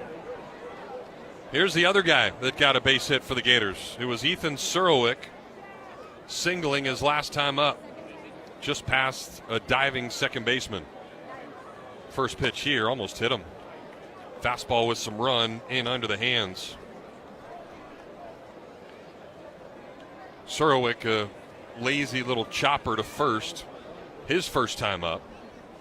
But the average at 368 with a couple of homers in his first chance to see what this rivalry is all about. There's a strike. Fastball at 88 on the outer part of the plate. 2-0 Gators. Here in the 6th, Lawson getting his lead. And the pitch is a swing and a miss. Pulled the string right on right, changeup. Have not seen a ton of those tonight, and Surowick was fooled.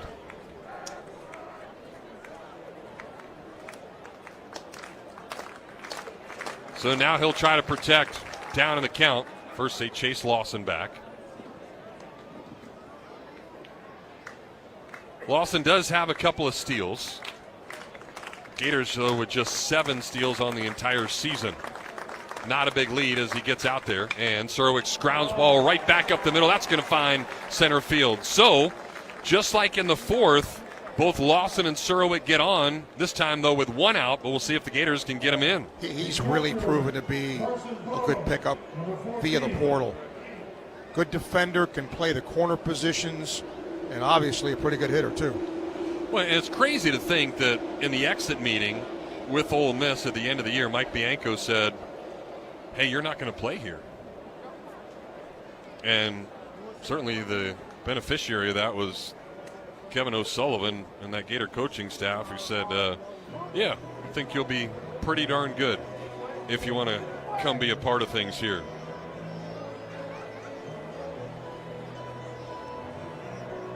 Well, Laz Gutierrez out to have a conversation, the pitching coach for Miami. Laz was a player here just like JD was, the head coach. Laz finished up in 98, so they were teammates together. And came back a few years ago when J.D. Arteaga took over. Miami averaging 16 runs a game. One of the few undefeateds left in college baseball. The Gators trying to end that tonight. Up 2-0, and they'll try to get some more here as Carson Bowen will step into the batter's box. Bowen's struggling right now at the plate. Last 2 games, he has not even gotten the ball out of the infield. First pitch here is a slider in there for a strike.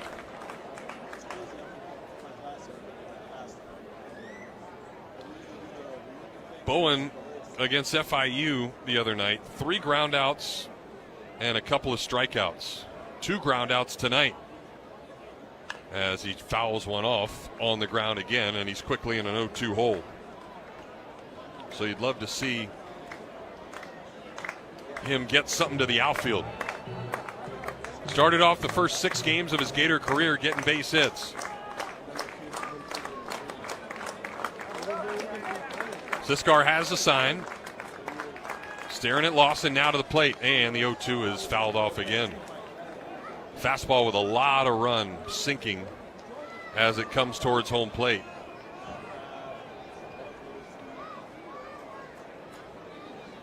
Bowen has driven in a run in 4 of his 7 starts as well. We'll see if he can do something here. Here's another 0-2 pitch. Slider gloved on a line drive, and Lawson's going to get caught up. That is a heck of a play by Siskar, who's pumped and flails his fists and arms and everything else as he heads into that first base dugout. So Bowen finally hit one hard, but the pitcher fielded his position very well. And that double play will end things for the Gators in the top of the 6th. We'll move to the home half. Florida still up 2-0. As the official wealth management team of the Florida Gators, Talon Wealth gives a cheer for the orange and blue when our Gators take a chump out of their competition. But we react differently. When products like mutual funds, annuities, or even REITs takes a chump out of someone's retirement, are you receiving the value you're paying for? Compare what Talon's been doing to what you've been doing for free. Visit guardingyournestegg.com. Advisory services through Talon Private Wealth and SEC registered investment advisor with license B05634. Compensation was paid to Levy for partnership with the Gators as of January 2023. Davis Gainesville Chevrolet is now Davis Gainesville Chevrolet GMC. That's right, Coach. The all-new Davis Gainesville Chevrolet GMC is an unbeatable team. New Chevy Silverado or GMC Sierra, your choice, just $279 a month. Plus, nobody will pay you more for your trade than we will. At the all-new Gainesville Chevrolet and Gainesville GMC. See you soon at GainesvilleChevyGMC.com. 24-month leases, 85-21 due assignment, no security deposit, subject to lender approval, may include loyalty. Offers don't combine. Expires month end. Together, let's drive. You're listening to Florida Gators Baseball on WRUF.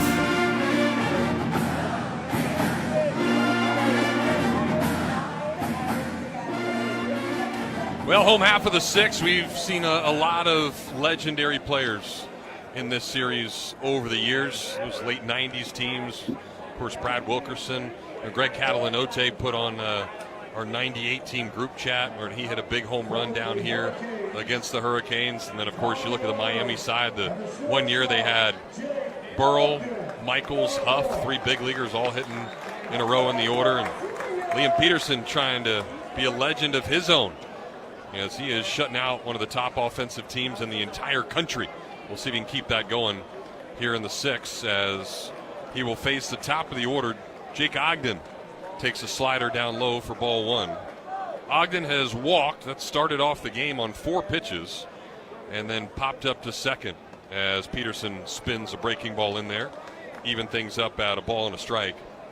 Ogden, a .275 hitter with a homer, 11 runs driven in. He's played a really nice shortstop tonight as Peterson's breaking ball, that time the 12-6 curveball, which he hasn't thrown a ton tonight, gets in there for strike 2.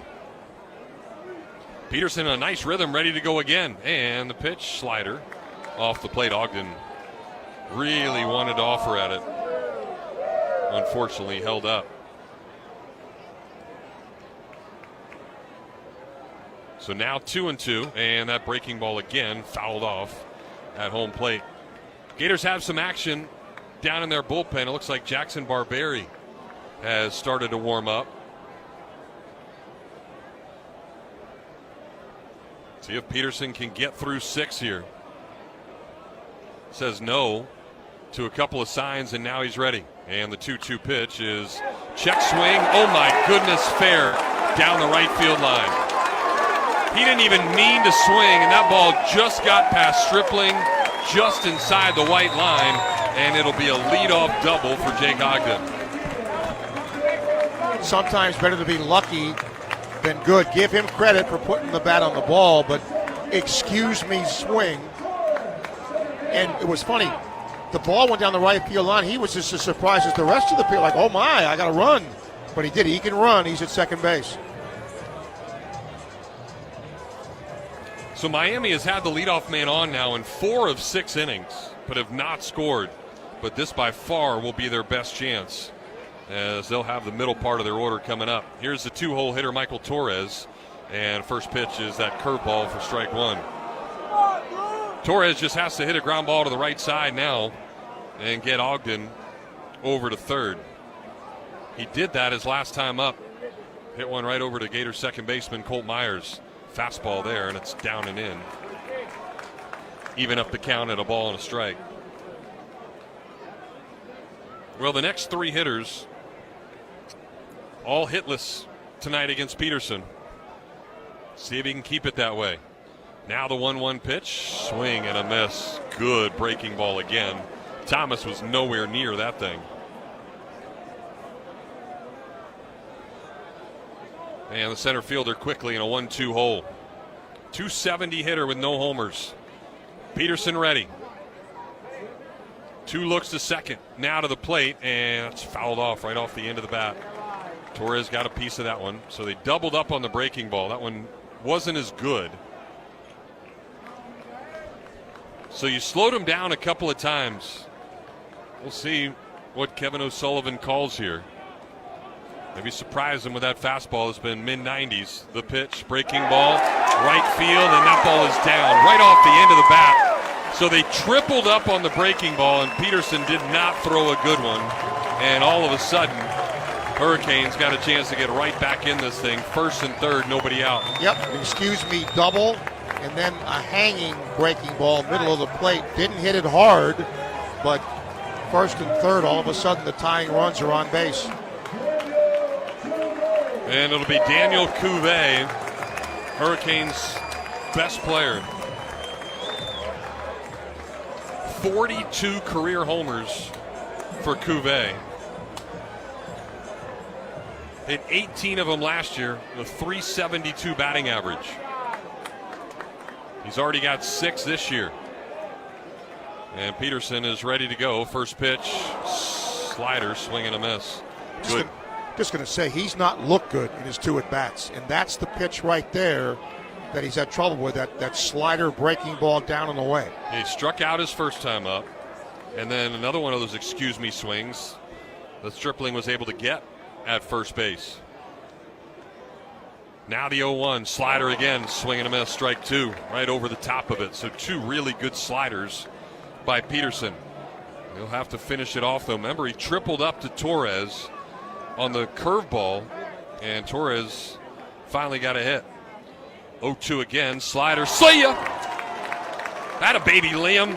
Nastiness on the outer part of the plate. That one was in the other batter's box, and Cuvée had no chance, so a big first out here to the inning as Kevin O'Sullivan pops out of that third base dugout. Good a hitter as Cuvée is, he made 0 adjustment in that the slider, the breaking ball away, tried to pull it instead of going the other way with it, and it was terrific pitches and location by Peterson.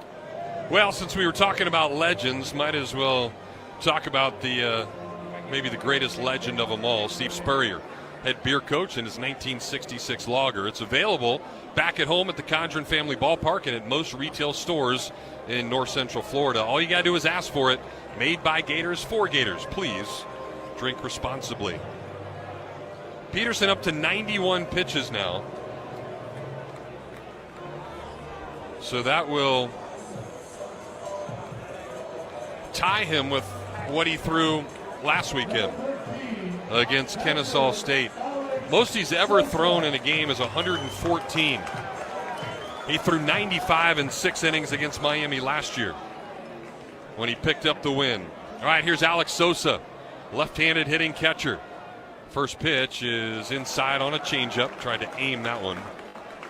Definitely changed his arm angle. Gators shift for Sosa. Lawson is on the second base side of the bag. Only guy in the order that the Gators shift for. There's another changeup, and it's down low for ball 2. We got a righty on deck in Derek Williams, so it doesn't look like they want to give in to Sosa here. I don't think you want to walk him because then that puts a couple of guys into scoring position. There's a good changeup, and Sosa swung right over the top of it.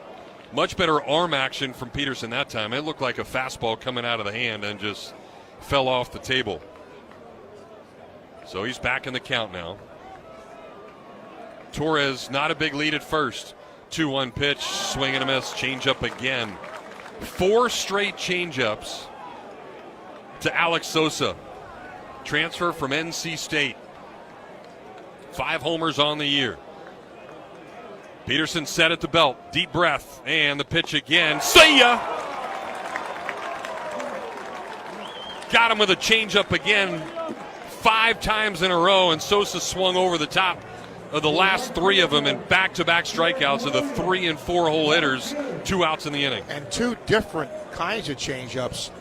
The first one about 84. That one a little harder at 90, but enough of a difference where he got Sosa. So really clutch pitching by Peterson here, getting the 3 and 4 hole hitters out. Now you got to finish the job. So the Gators will reset. Lawson will go back to his normal spot as short. And Derek Williams, the right fielder, hits. Singled his last time. One of the 5 hits Miami has tonight. First pitch is almost to the backstop. Heck of a stop by Bowen in the other batter's box.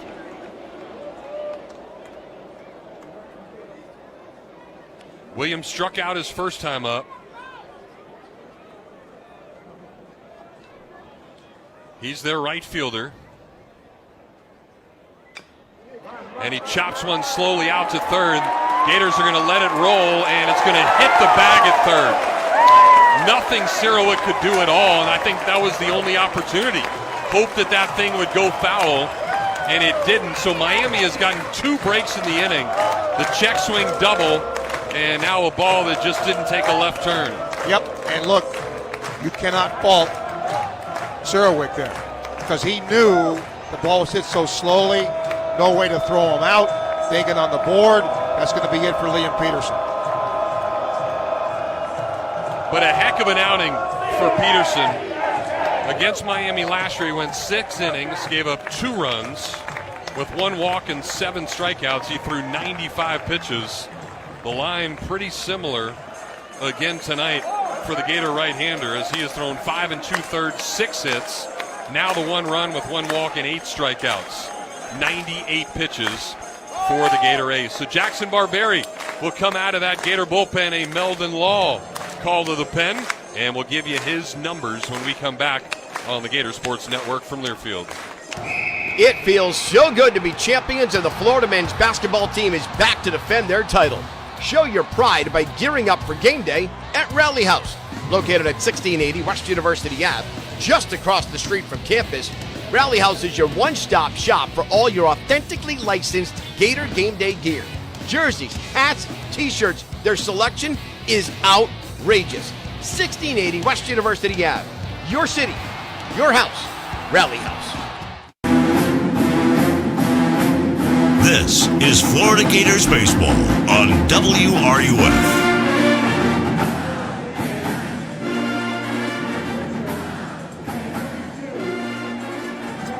Well, Miami with 3 hits in the inning, none of them hit hard. An excuse me double, a blooper over the second baseman's head, and an infield single that hits the third base bag has gotten Miami within 1. Gators still up 2-1, but a couple of guys on here, and Kevin O'Sullivan will go to the bullpen for Jackson Barberi. He's 1-1 with a 1.50 ERA, 4th appearance, 6 innings, 3 hits, 2 runs, 1 earned, 3 walks, 9 strikeouts. Teams hit just a $136 against the righty.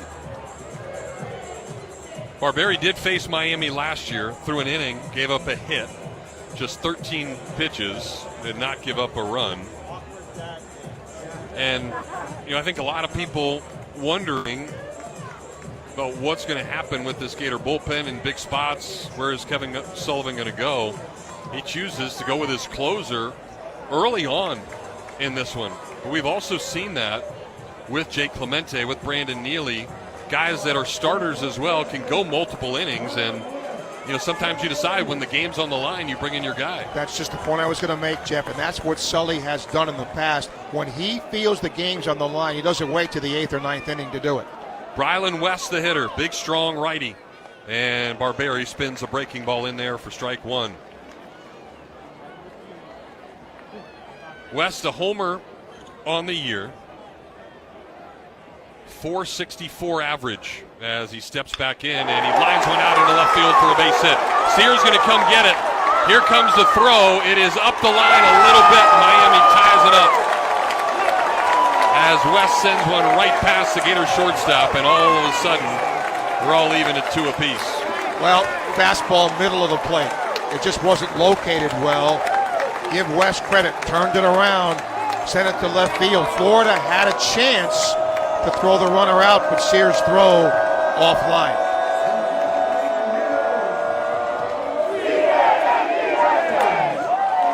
So that run will be charged to Peterson.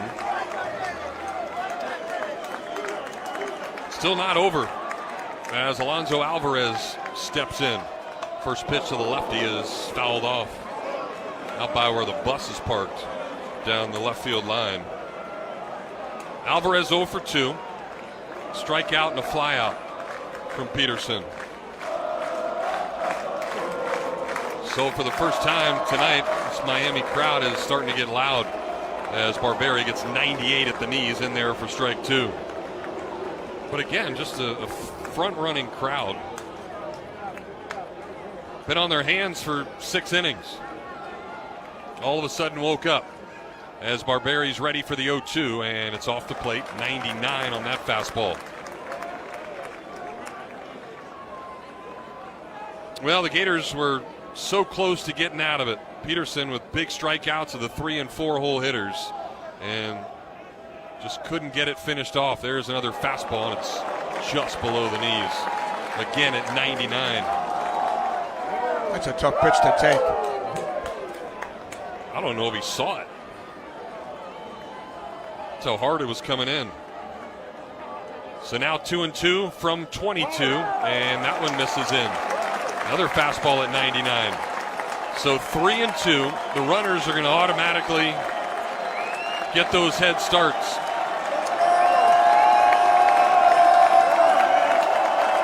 And Barberi's got to deliver something in there good. Here comes the 3-2 pitch. Slider, see ya. Alvarez got sorted. He had no chance on that pitch. So a big strikeout there from Barberi, but a big inning for Miami as they get a couple and tie this thing up as we head to inning number 7. Your new score from Coral Gables, Florida 2, Miami 2. Hey, you, with the shopping cart. It's us, Leafy Greens. Leafy what? Greens. Delicious, locally grown leafy green vegetables. I'm Romaine. This is arugula. Hello. Spinach. Ahoy. Escarole and endive. Bonjour. Oh, yeah, the sandwich guys. Oh, we're more than just a sandwich layer. We add crunch to salads. Flavor to soups. And a little je ne sais quoi to your pasta dishes. That is, if you let us. For meals with personality, look for the Sunny Fresh from Florida logo where you shop. Hey everybody, it's Jim Markle with Transmission Doctor and Auto Care in Alachua. Transmission Doctor is a full-service car care facility, from belts and hoses to major mechanical repairs, including manufacturer's recommended maintenance. If you have car repairs you've been putting off or scheduled maintenance due on your vehicle, give us a call and one of our friendly service advisors will be glad to schedule you an appointment. Located directly behind Radiant Credit Union, just off Highway 441 in Alachua. Transmission Doctor, exceeding expectations in automotive care. This is Florida Gators Baseball on 98.1 FM, 850 AM, WRUF.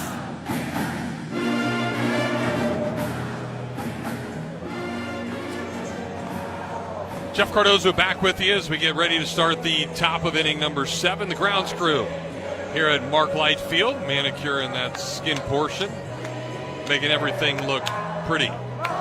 Pretty good pitch game tonight from a couple of aces. That's what you expect to see when 2 big-time teams go at it. Expect to see greatness at Publix as well, and you can grab everything you need at Publix, your home base for tailgating in Gainesville. Publix has great food and drink to keep you chopping and cheering all game long. Publix is the official supermarket of the Florida Gators, and there's one right across the street from the Dayland Marriott where the Gators are put up for the weekend. Should be a fun weekend here. This rivalry really, really close, and tonight, no different. So we start the 7th, a 2-2 game. Once again, here's Steve Russell. All right, Jeff, thank you. Cash Strayer leads off. Siskar's still in there. He swings, hits a pop-up a mile high. Center fielder in, under it, one pitch and one out.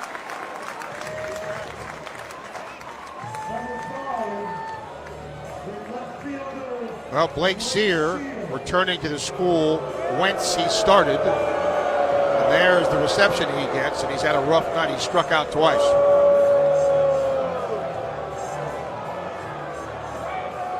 Siskar's only thrown 76 pitches through 6 innings. To Sear, the ball hit to left center field. Center fielder there, out number 2 quickly. To your point, Jeff, 2 quick outs. I mean, at this rate, he could go the whole game. He could. Gators are first pitch hacking. Landon Stripling struck out, grounded out 0 for 2.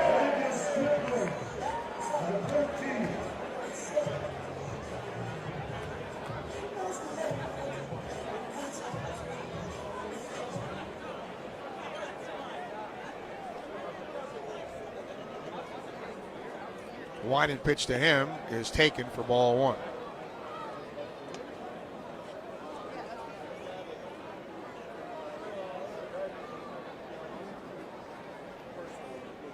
(1-0).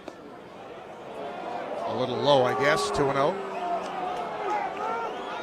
2-2 game here in the 7th. 2-0 is a strike. 2-1. They play him straight away in the outfield to pull in the infield. 2-1 is low. 3-1. Hurricanes do have some activity in their bullpen. A lefty and a righty are throwing. 3-1, breaking ball, strike 2.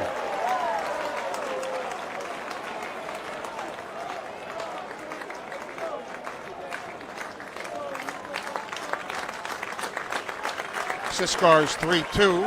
Strike 3 call, took a fastball right down the middle. Gators go 1-2-3 in the 7th. Time to stretch here in Miami through 6.5. We're tied 2-2. The head ball coach scores again. Steve Spurrier's head beer coach 1966 American Lager is now available everywhere at Condren Ballpark. Smooth and refreshing with just enough of a crisp finish. Also available at most places you buy beer. If you don't see it, ask for it. A beer made by Gators for Gators. Make a great play and enjoy a cold one today. Steve Spurrier's head beer coach 1966 American Lager. Please drink responsibly. To aim higher, to go faster, to push further. It's what elite athletes do, and UF Health is built from that same DNA. We don't just treat cancer, we advance breakthrough therapies. We don't just perform heart surgery, we invent procedures used worldwide. Like top athletes, we believe human progress has no finish line. UF Health, a national medical center for Team USA. You're listening to Florida Gators Baseball on WRUF. Presented by Rally House. Your city, your house. Rally House. Time for the Alumni Hall 7th inning stretch. You can stop by Alumni Hall on Archer Road or shop online for the ultimate Gators shopping experience. Alumni Hall is where Gators shop. Good game here. 2-2 as the Canes bat in their half of the 7th. 8-9-1 against reliever Jackson Barberi. Dylan Dubovec has singled and popped to the catcher.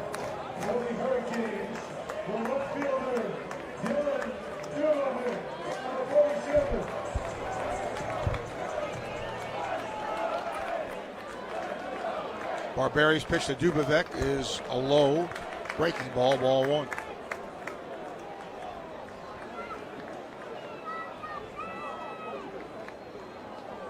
1-0. Swing and the bat goes flying near the Gator dugout.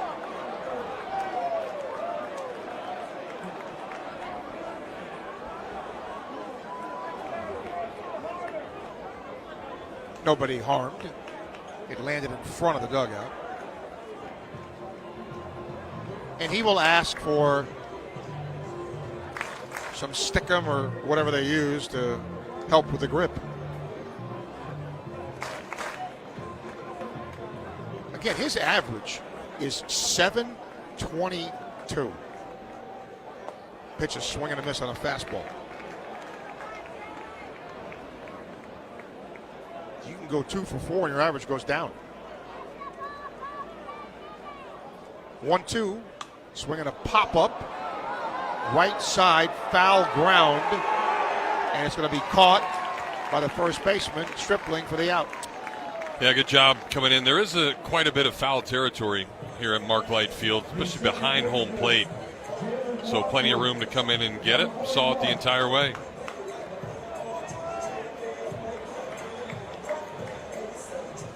One out. Jalen Watkins struck out, fly to right 0 for 2.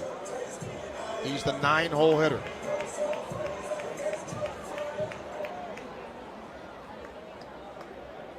Barberi's pitch to him is a fast strike.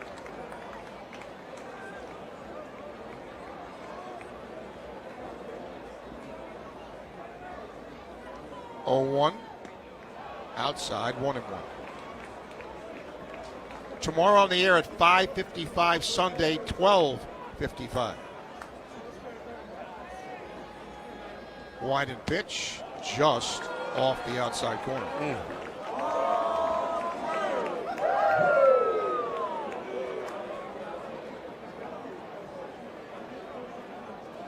2-1, ball 3. Don't want to walk the 9-hole guy. Walk it!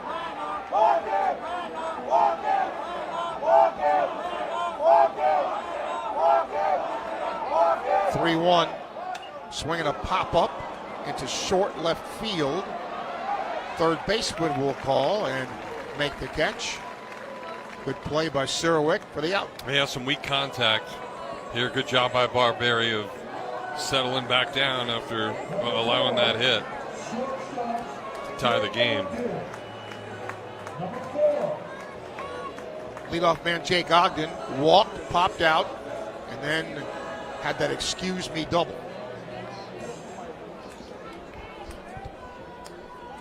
Pitch to him is a fastball, ball 1. We're tied at 2 here in the 7th.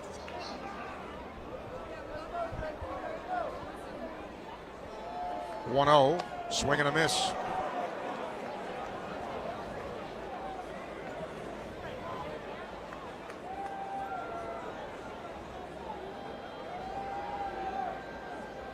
Pitch, swing, foul straight back.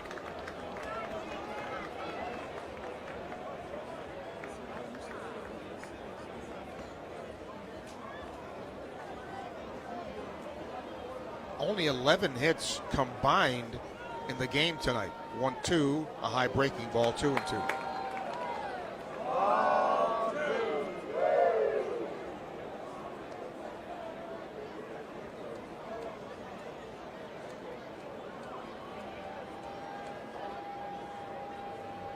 Barberi's 2-2, swing, ground ball, stabbed at third by Sirowick. Throw across is in time. Put a star next to that one. A diving stop going to his left, gets up and throws a dart to first, takes a hit away from the leadoff man. 1-2-3 go the Hurricanes through 7. We're tied 2-2. Today's highlight is brought to you by Toyota. At home or on the road, they're never the underdog. Toyota. Let's go places. Lease a new 2026 Toyota Tacoma SR5 for $289 a month for 39 months. Offer valid through March 2nd, 2026. Well-qualified lessees with approved credit through Southeast Toyota Finance. $42.88 due at signing. No security deposit with select equipment. $350 disposition fee. Excludes tax, tag, registration, title, and dealer fees. See dealer for details. When the unexpected happens, you need a legal team that's ready to fight for you, just like the Florida Gators. At Meldon Law, we're proud to partner with the Florida Gators to deliver winning results for those who have been injured at no fault of their own. With a strong record of success and a team that won't back down, Meldon Law is your trusted partner in tough times. Call Meldon Law at 352-373-8000 or visit us at meldonlaw.com.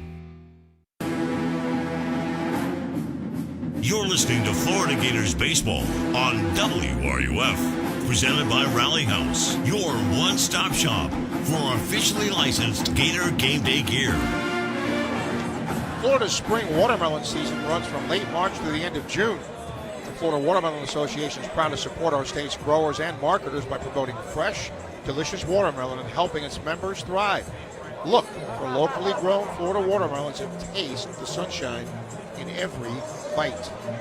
Well, got a good one here in the first game of this three-game series. Tied at 2, moving to the 8th. Back for the play-by-play. Here's Jeff. All right, Steve, appreciate it. A.J. Siskar still out there, the sophomore from St. Thomas Aquinas. He was the pitcher of the year his senior year for Class 6A. It's a dominant career, and he's been pretty darn good as a collegiate athlete as well, as Jacob Kendall steps in, and he'll take the first pitch down low for ball 1. Third at bat for Kendall. So we've seen him a couple of times now, a strikeout and a ground out. As he gets ready for the second pitch, and that one will miss. Siskar threw just 8 pitches last inning. Most he has thrown is 18, and that was when he faced 5 Gators. That's the most out of any of the innings, and Kendall swings right over the top of a running fastball away from him. It would have been ball 3. Big hack that knocked him all the way out of the batter's box. So Kendall back in there now, and the 2-1 is up and off the plate. Well, Siskar does not have a walk tonight. A leadoff one here would be A-OK by me. We'll see how patient Kendall is with a 3-1 pitch. He was swinging, and he fouls it back to the net for strike 2.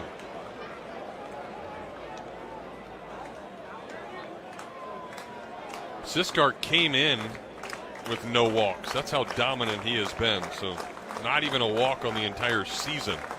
3-2 pitch, chopped foul, first base side that time. It's pretty special.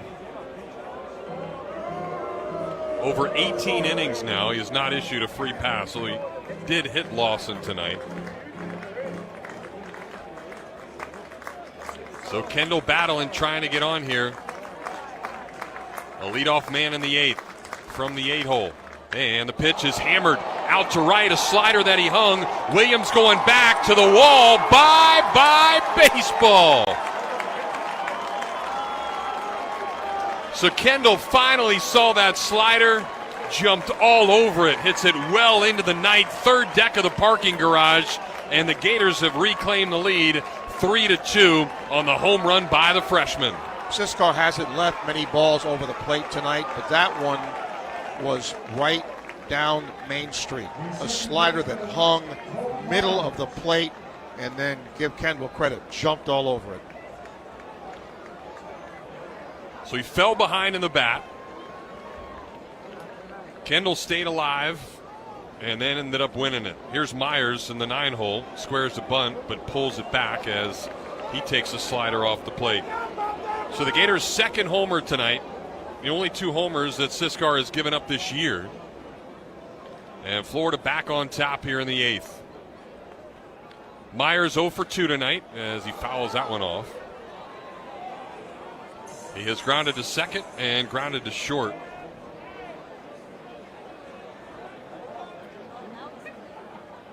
Siskar was all ACC freshman team last year. Made 8 starts.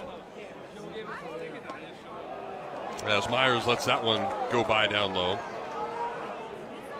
Was invited to play with USA Baseball, the collegiate national team, last summer after that really good freshman season. Here's a 2-1 to Myers, and he pops it up a mile high left side of the field here. Ogden, the shortstop, in foul territory, now fair territory, and he drops it. That ball came back into fair play. He overran it, and then as he tried to catch it about waist high, he just whiffed on it.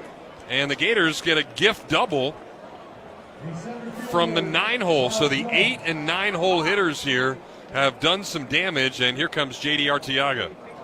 Yeah, that was just a botched play. Got there in time, and the flag is motionless, but it went back into the field of play when he overran it. The Gators get a gift. And that is going to do it for A.J. Siskar. He left last inning pumping his fist, acting like Miami just won a national title, and now he hangs his head as he heads back to that dugout on the first base side of Mark Light Field. So a new arm for Miami, a Meldon Law call to the pen, and we'll tell you who it is when we come back on the Gator Sports Network from Learfield. This is ESPN college basketball analyst Mark Wise. And this is Steve Russell. Join us each week for Hoop There It Is, a weekly hour-long look at Gator basketball. The thing about Florida are these fast starts. So the first segment of play. Okay, how can you catch up after you're already down 10 against Florida because they don't allow you to go on runs? That's Hoop There It Is right here on WRUF. 98.1 FM, 850 AM, and anywhere in the world on the WRUF mobile app.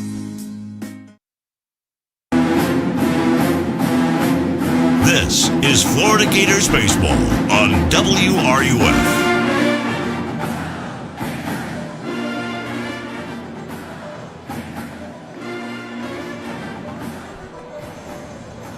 Well, the Gators have reclaimed the lead here in Miami, first of 3.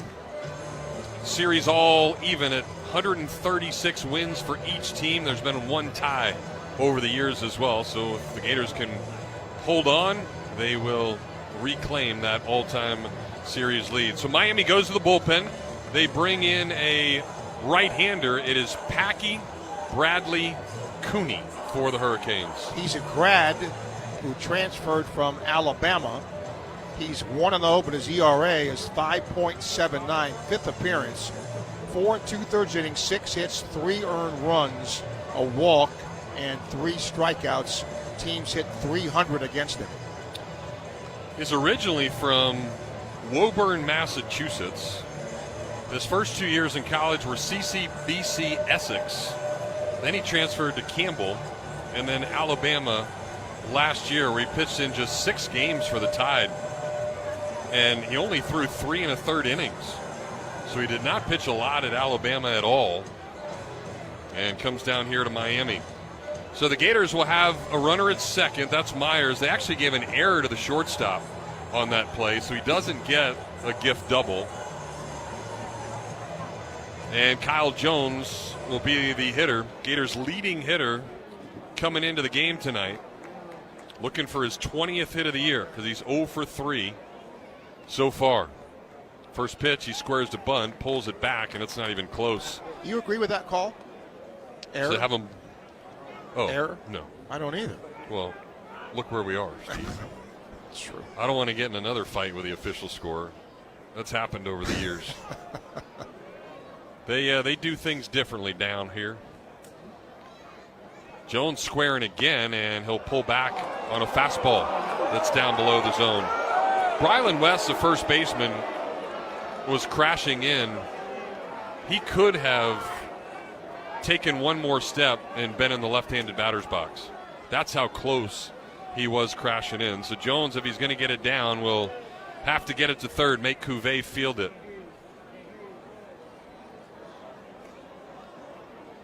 The righty's having issues hearing here as Bradley Coney keeps pointing to his hat. And they're having issues with the pitch comm. So pitching coach Laz Gutierrez is going to come out and see if they can figure out what is going on. They'll give him a new thing to stick in the hat, and the Gators will try to get another run here. Yeah, I mean, obviously home scoring, but if you don't touch it, and the wind affected it.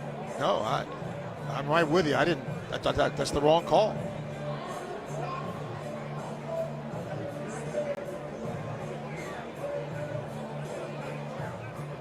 So we'll see if Bradley Coney has a good earpiece.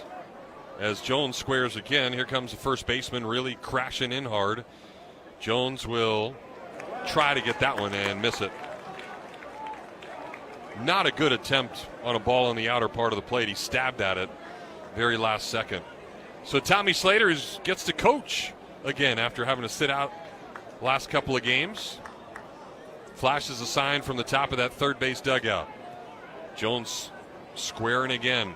2-1 pitch is down below the zone, ball 3. He pulled it back on a good take.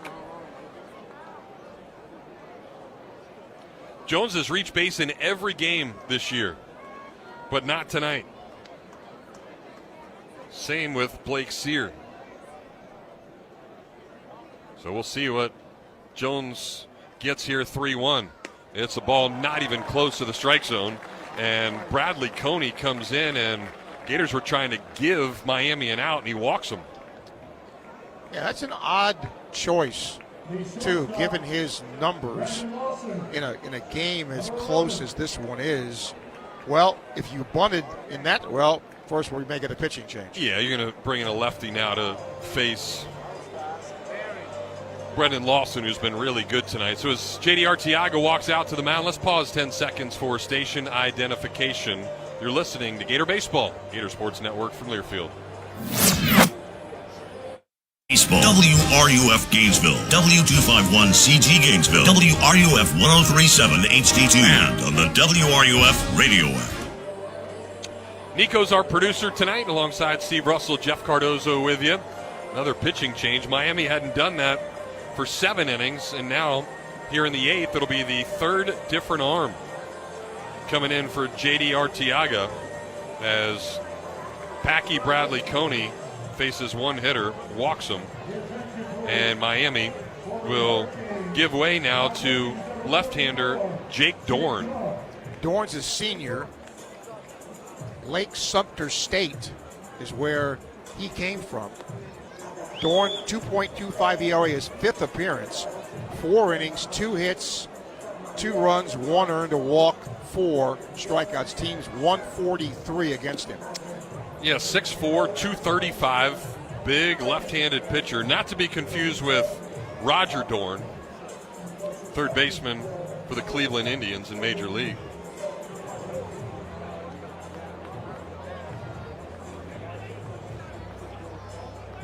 Dorn finishing up his warm-up tosses.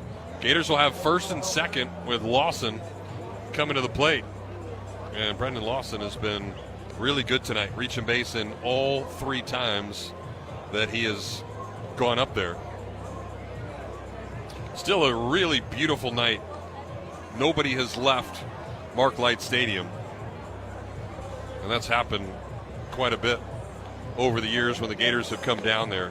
Florida, under Kevin O'Sullivan, has won 43 of the 62 meetings. And coming down here to Miami, which has always been a really tough thing to do for Gator baseball programs, Sully 18-9 in this ballpark. So I'd say that is a pretty good dominance. Gators took 2 of 3 their last trip here a couple of years ago. Won the opener, lost on Saturday, and won on Sunday. And Florida has won 4 straight series against the Hurricanes, and whoever can win tonight will certainly get off on the right foot of winning another one. All right, here's Lawson. A homer to start off his night, just to the right of the scoreboard in left center field. Then a single, came around to score in the 4th, and then he was hit by a pitch in the 6th. So left on left matchup here, and the first pitch is in there on the inner part of the plate for strike 1.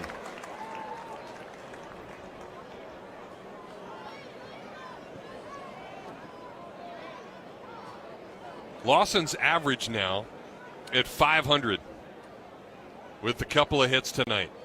Gets ready, another ball in, but that one is down. The crowd moans, but we just say it's a ball and a strike. Lawson has really dominated the Hurricanes from day one. He's now got 6 hits in 12 at-bats against Miami with a couple of homers in his young career with them. Here's a fastball grounded right side. That ball's going to get through. The Gators are going to send the runner. Myers trying to score. He will. And Lawson, after a career-high 6 ribbies the other night, gets his second one tonight, and the Gators back up 4-2. Well, a lot of times in that situation, no outs first and second, you bunt. The Gators do not. Lawson continues his hot hitting, and the Gators pad their lead. Yeah, no way you're bunting with Lawson. And J.D. Arteaga coming out of the dugout again.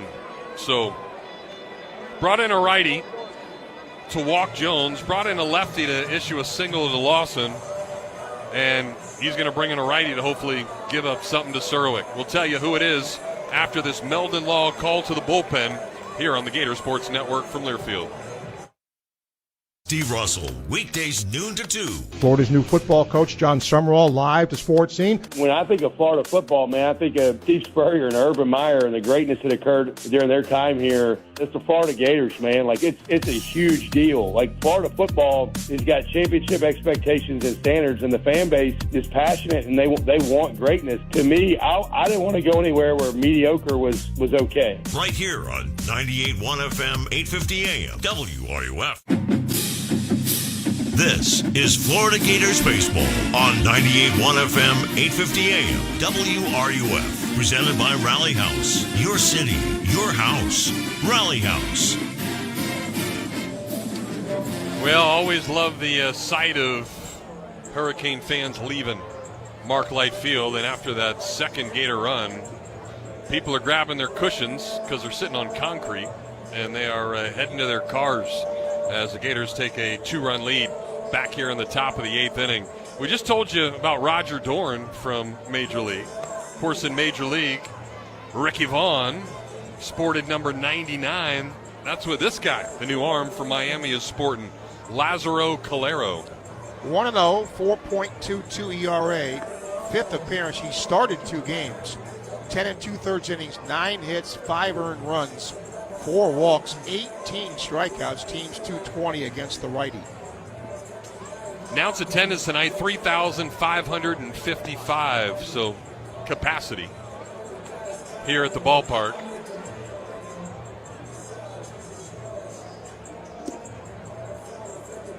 Gators 9-1, Hurricanes 10-0, entering the ball game tonight. Already the 4th pitcher of the inning in a game that was cruising right along. But a great job. Jacob Kendall homers to start the inning, give the Gators 3-2 lead. Shortstop can't catch a fly ball. And then a walk and a single is why Florida is back up top. Calera, 6'5", 225. He went to Westminster Christian down here in Miami. Appeared in 12 games last year as a freshman, just 14 innings pitched. Earned run average of 7. And he'll face Ethan Surowick in the 3-hole tonight for the Gators. And that one almost went in his ear hole. High and tight for ball 1. After grounding out his first time, Surowick has singled in consecutive at-bats. 1 in the 4th, 1 again in the 6th. Still nobody out in the inning. And he lays off of a slider there for ball 2. So the Gators can really bust this thing open here with the middle part of the order. Jones at second, Lawson at first. Surowick up in the count. And the 2-0 is off the plate, ball 3. Carson Bowen lurking on deck. Not sure if there's any way Surowick's going to swing at this pitch. He doesn't, and it's right down the heart of the plate.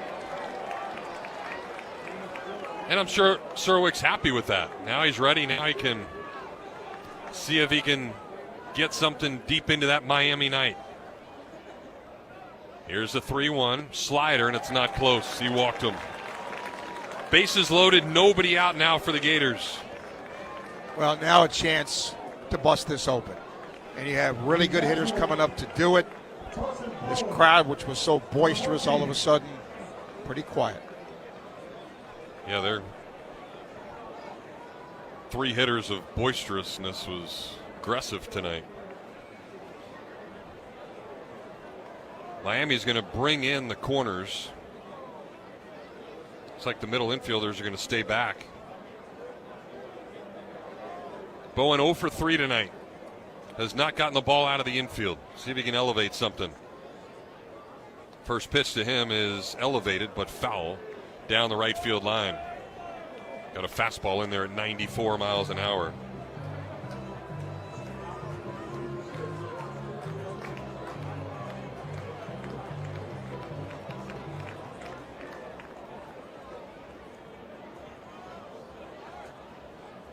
Long hold now, the 0-1 pitch, and that one is up high to even up the count at 1-1. Calera was the Miami-Dade Pitcher of the Year back in 2024, his senior year of high school, when he was 11-2 with 87 strikeouts. The 1-1 to Bowen, off the plate on a breaking ball. And the crowd moans on a pitch that was caught on the chalk of the left-handed batter's box.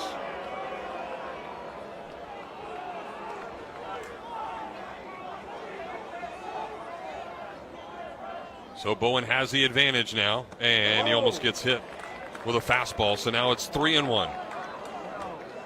Nowhere to put him as the bases are loaded for the Gators. Up 4-2 here in the 8th. Here comes the 3-1, and Bowen fouls it off. Got a fastball that he liked. Just couldn't keep it in play.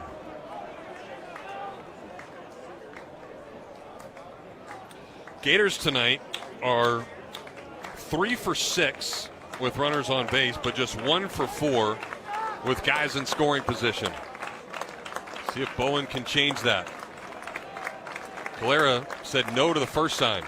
Here comes the 3-2, and it's fouled off. Good job by Bowen on a nice slider by the Hurricane right-hander. He fought that off. That was his best pitch.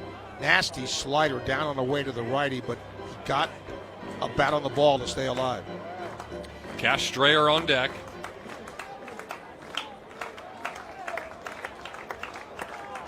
Calera comes set just below the belt. Here comes another 3-2 pitch, and it's chopped foul past Taylor Black, Gator third base coach. Florida does have someone down in their bullpen. Been a long inning. 4 different pitching changes for Miami, and there's still nobody out in the inning. Here comes the 3-2 again. Fastball fouled off again. So Bowen battling with Calera. This is just the second game away from the Condren ballpark. Gators went down to Stetson and beat them. Trying to do that to the Hurricanes here. 3-2 again. Slider popped up behind the plate. Sosa's going to give it a look, but that's a souvenir. And it will bounce and then come up about another 15 rows into the stands.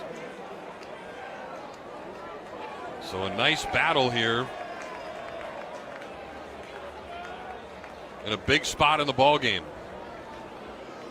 It's Jackson Barberi down in the Gator bullpen, so he's just down there trying to stay loose with how long this inning is gone.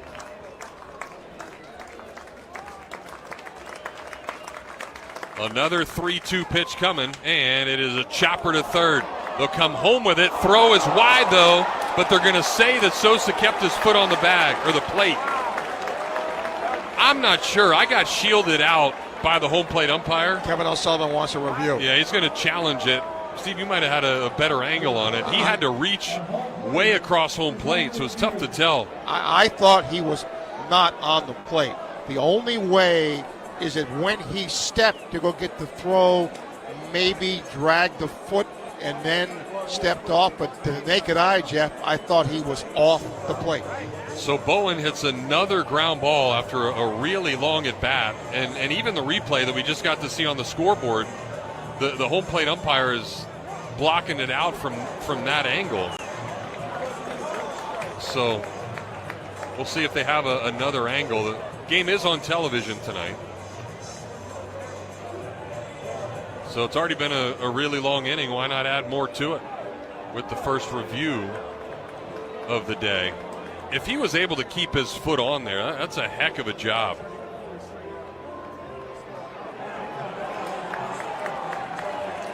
And now they're showing an angle from the camera above the Gator dugout on the third base side. It does look like he might have been able to keep that foot on there. Yeah, it does. And again, you have to have evidence to change the call. And for the angle that we saw, I don't see that.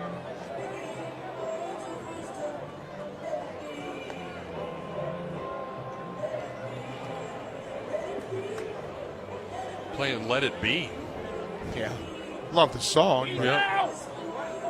But I guess it makes sense. They're trying to let the call be for what it is, because he was called out.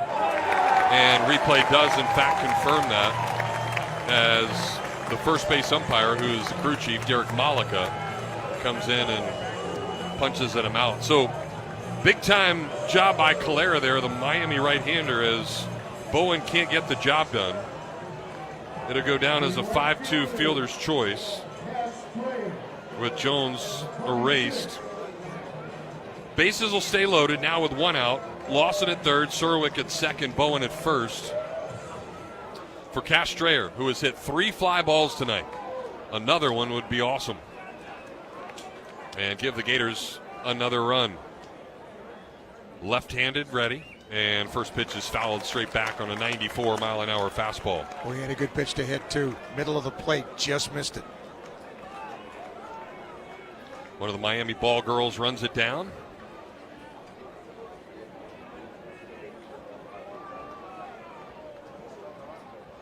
Strayer, sac fly back in the fourth. Almost gets hit with this back foot slider. And that'll even up the count at 1-1. He lined one to the gap in right center. Torres, the center fielder, ran it down. And then he flew out to the warning track and left for that sac fly. And then another fly ball to Torres his last time up.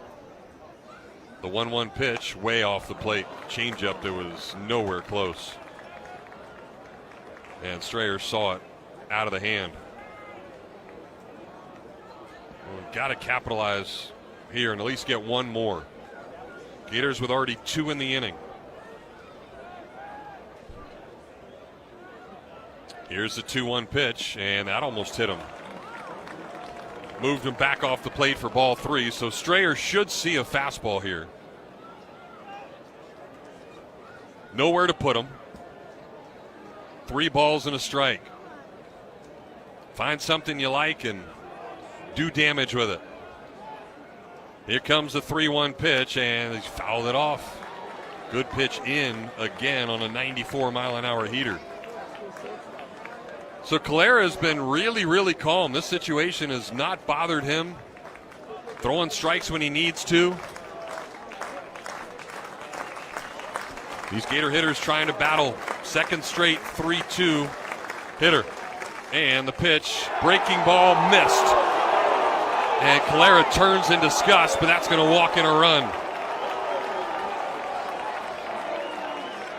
So they go to the slider, 3-2, and a nice job of Strayer laying off of a pitch that hasn't been called a strike all night. Nope. And I thought the ball was inside. I don't know if Strayer was fooled. And now they're giving it, their dugout's really giving it to the home plate umpire. Or they're booing because Sears coming to the plate. Either way, they're not happy with the situation right now. And Laz Gutierrez, pitching coach for Miami, back out to have a conversation. Sear will be the 8th man to bat in the inning. The Gators now lead at 5-2. And more Hurricane fans are making their way to their cars. 9:20 here in Coral Gables. And nightlife doesn't even start in Miami till midnight. So they got plenty of time. Las Gutierrez is letting the home plate umpire have it, and he did what a lot of coaches do. He waited on the mound until the home plate umpire came out and then barked at him. So we'll see if Sear can hurt the old mates. He's 0 for 3 tonight. A 7-game hitting streak coming into this ball game. So you know he'd love to extend that. First pitch to him is in there, strike one. Fastball that catches the outer part of the plate. Sear struck out his first 2 times and then popped to center. He has reached base in all 10 games this year for Florida. Make the catch. So Sear hit it a long way, and Surowick's going to come in to score because of it. So damage against his former mates, and the Gators now lead by a grand slam. Excellent at bat. Got a ball up, almost got it out, but professional at bat, if you will, and he gets the job done, and the Gators pad their lead.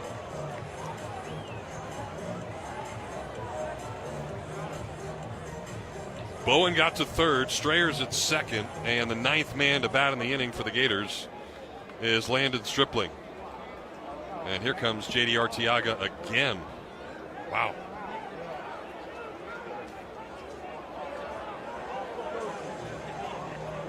This will be the 4th pitching change this inning and the 5th overall Hurricane to pitch in the inning. The starter, A.J. Siskar, started this inning.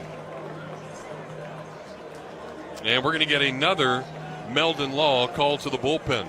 So we'll take a break and tell you about the new arm when we come back. It feels so good to be champions, and the Florida men's basketball team is back to defend their title.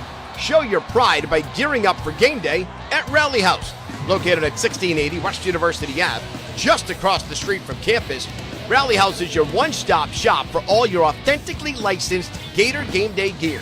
Jerseys, hats, t-shirts, their selection is outrageous. 1680 West University Ave, your city, your house, Rally House.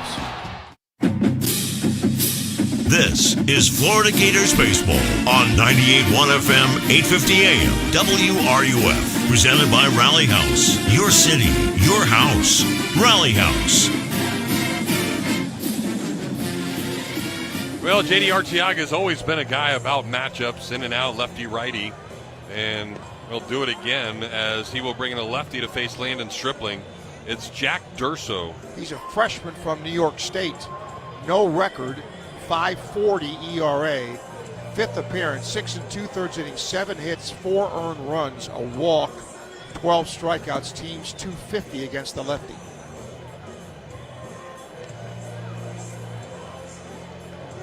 Seaford, New York. Which I have no idea where that is. I don't either.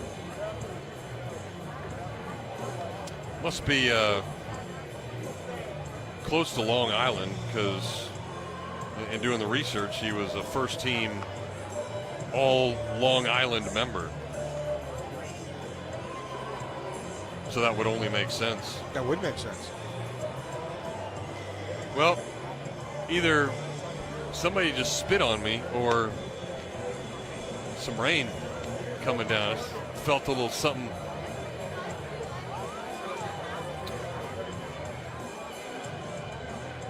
Did rain in Gainesville today. I guess I was hoping it's neither of those. Yeah, did rain in Gainesville today. It did? Yep. And there was rain forecast for tomorrow and Sunday here, but that forecast has been amended to be better. Well, the Gators are going to counter the move, and Caden McDonald is going to get an at-bat here against the lefty Durso. McDonald has been practicing a lot at first base, and he'll hit for Stripling. First pitch to him is in there for strike one. Good 90-mile-an-hour fastball on the outer part of the plate. McDonald just one at bat in a pinch-hitting role, and he struck out. Has teammates on second and third with 2 outs here in the 8th inning. There's a slider, and that one misses down low to even up the count at a ball and a strike. McDonald had a really good summer, not only pitching but hitting. Named a Cape League All-Star. 6 homers over the summer in the Wood Bat League. 1-1 pitch is pop foul over towards the monorail out of the stadium to our right. So the Gators send 9 guys to the plate here in the inning. After their previous high of sending guys to the plate was 5 all game long. Now the 1-2, breaking ball lined out into left field. That ball is down. 1 run scores. Here comes Strayer around in third, and he's going to get thrown out. Dubovic, a nice one-hop throw to the catcher, but McDonald comes in, gets the Gators another run, and now a grand slam can beat you on the RBI single by the pinch hitter. So Florida, a big 5 spot here in the top of the 8th inning, and we'll head to the bottom of the 8th with Florida now up 7-2. To aim higher, to go faster, to push further. It's what elite athletes do, and UF Health is built from that same DNA. We don't just treat cancer, we advance breakthrough therapies. We don't just perform heart surgery, we invent procedures used worldwide. Like top athletes, we believe human progress has no finish line. UF Health, a national medical center for Team USA. As the official wealth management team of the Florida Gators, Talon Wealth gives a cheer for the orange and blue when our Gators take a chomp out of their competition. But we react differently. When products like mutual funds, annuities, or even REITs takes a chomp out of someone's retirement, are you receiving the value you're paying for? Compare what Talon's been doing to what you've been doing for free. Visit guardingyournestegg.com. Advisory services through Talon Private Wealth, an SEC registered investment advisor with license B05634. Compensation was paid to Olivia for partnership with the Gators as of January 2023. You're listening to Florida Gators Baseball on 98.1 FM, 850 AM, WRUF.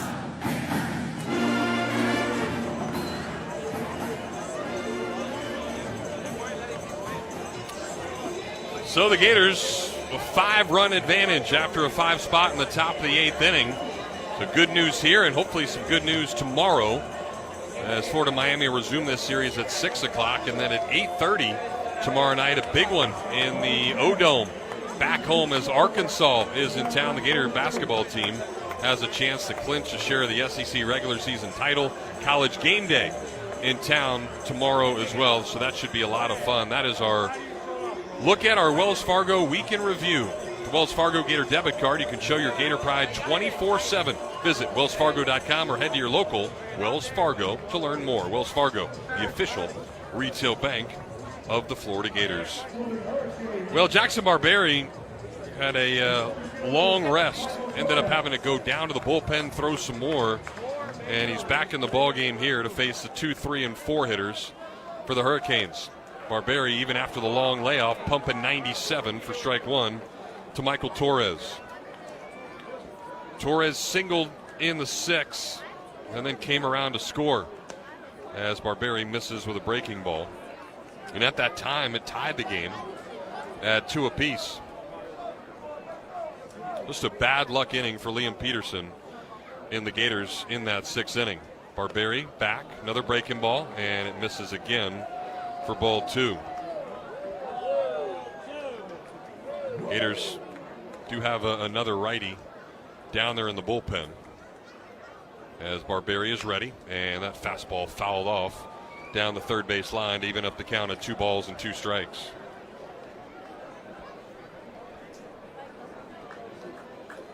Miami was 7 hits tonight, 4 of them in that 6th inning,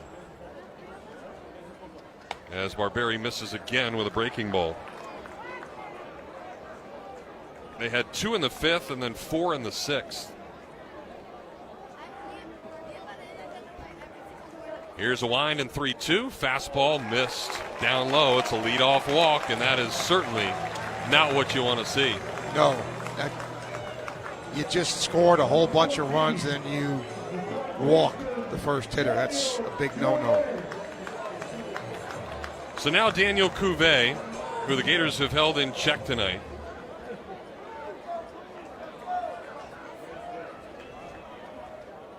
One of the best players in college baseball steps in there and fouls back a first pitch fastball.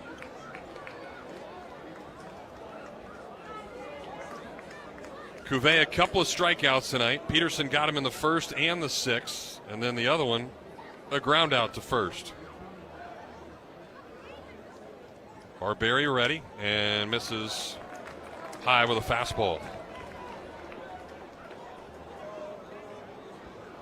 The strikeout in the sixth was huge. Couple of guys on, nobody out. And Peterson able to get him on a slider, and Barberry just blew a fastball by him at 97. Jeff, defensively, Miller now is at third. Sirowicz moved to first. So McDonald did not remain in the game. They feel that's better defense that way. 1-2 pitch, slider, pop up, shallow right field. Myers going back, and he's got it about 5 steps into the outfield grass. So Cuvée 0 for 4 tonight. Yeah, he's not had very good swings tonight, and that was a great pitch on the hands. Not much he could do with it. So Alex Sosa strolls to home plate. If you're just tuning in and don't know much about what the Hurricanes have done against lesser competition, they average 16 runs a game. Just 2 tonight against the Gators as Barberry misses up high for ball 1. The 155 runs is the most in any 10-game span in Miami Hurricane baseball history. So that says a lot. 1-0. Fastball is high. Barberry still at 97. And they also led the country with 28 homers. Yep. And they're second in the country in hits. There's a strike. Good fastball at 97 from Barberry. It's like Luke McNeely is that righty out into the Gator bullpen. Just down there with his jacket off. Seeing what Barberry can do. And the 2-1 is fouled straight back to even things up at 2-2. Gators shift just like they have all night on Sosa, who's also 0 for 3 with a couple of strikeouts. Peterson also struck him out in the 6th. Second and third, 1 out. Barberry set, and now the 2-2 pitch. See ya! Fastball that just froze him on the inner part of the plate, and that's the hat trick for Alex Sosa in his first time in this rivalry. Yeah, don't know if he was expecting something different or looking for something away. Barberry comes hard in, froze him. So he's Derek Williams. He's had a good night. And then West on deck. They've got 4 of the 7 hits for Miami. A couple of right-handed hitters. As Williams steps in and pops up the first pitch he sees out to right field. Strayer's got a beat on it. And now he's got it in his glove, and that will do it. And that will, before the ball was even caught, a bunch of Miami fans stood up, ready to make their way out of Mark Light Field. Not a better sight in America watching what is happening right now as these Hurricane fans will head home, and we will head to the 9th. Florida leading at 7-2. Davis Gainesville Chevrolet is now Davis Gainesville Chevrolet GMC. That's right, Coach. Gainesville Chevrolet has just signed Gainesville GMC. Now, with the addition of GMC, the all-new Gainesville Chevrolet GMC is an unbeatable team. At Gainesville Chevy GMC, you won't find a better deal on a new truck. New Chevy Silverado or GMC Sierra, your choice, just $279 a month. Yes, $279 per month. Plus, you can finance new Chevrolets at 1.9% APR and make no payments for 90 days. And we'll get you out of your current vehicle, even if you owe thousands more than it's worth. Got bad credit or no credit at all? That's okay. Gainesville Chevrolet and Gainesville GMC is the home of credit forgiveness. We'll chop any price, anywhere in Florida, Georgia, or Alabama at the all-new Gainesville Chevrolet and Gainesville GMC on 2600 North Main Street in the heart of Gator Country. See you soon at GainesvilleChevyGMC.com. 24-month leases, 85-21 due at signing. No security deposit. Negative trade equity refinanced. Subject to lender approval. May include loyalty. Offers don't combine. Expires month end. Together, let's drive. This is Florida Gators Baseball on WRUF, presented by Rally House, your one-stop shop for officially licensed Gator game day gear. Your city, your house, Rally House. Inning number 9 here in Miami. Gators lead at 7-2 as they send 9 to the plate an inning ago. Miami made 4 different pitching changes. They'll keep the same guy out there that finished off the last inning. That is the left-hander Jack Durso. Gators will send up same guy that started the 8th inning and gave the Gators the lead with a solo home run 3 decks up into the parking garage in right center field. That is freshman Jacob Kendall. It was his 2nd homer of the year. All he does is hit homers on the road. His other homer was in DeLand against Stetson.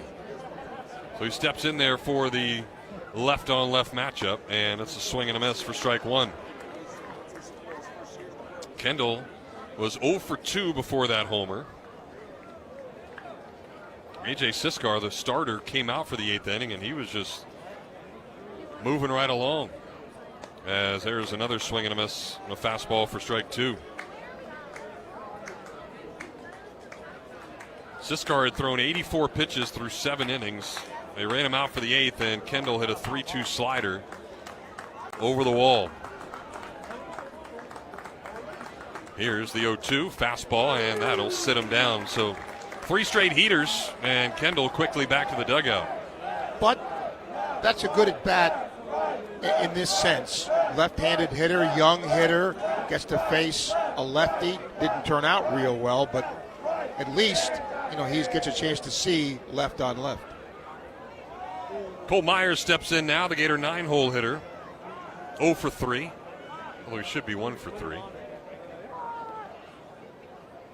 After what happened with his last at bat, first pitch to him here is a slider in there for strike 1. Last at bat, popped one up, shallow left field. It was out in foul territory. Wind kind of pushed it back into fair territory. Shortstop overran it, never touched it. It hit the ground, but they gave an error to the shortstop, Ogden. And there's another fastball. So Durso just in there pumping strikes. And when you look at it, it makes several of the runs unearned. So they're trying to help out Siskar. And that's what you do when you're at home. Siskar ends up giving up 4 runs, 3 of those earned in 7+ innings. So just 4 of the 7 runs tonight are earned runs. And now pitch clock violation is going to make it a ball on Myers as the lefty took too long. So now a 1-2 count to the Gators' second baseman today, and that one misses down low. Even things up at 2-2 on a changeup.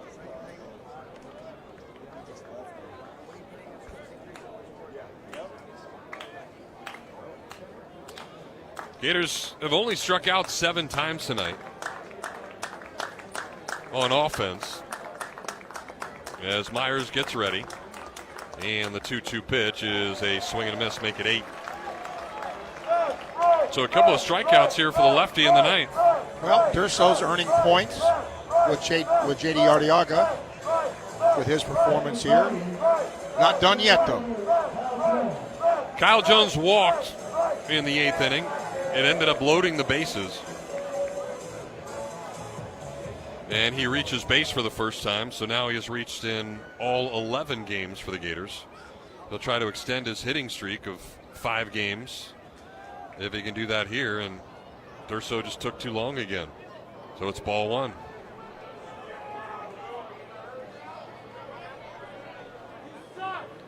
He's throwing strikes. Well, just a couple of times out there, the freshman not used to the pitch clock, it seems. And now he comes to the plate and delivers strike one to Jones. 90-mile-an-hour fastball on the outer part of the plate.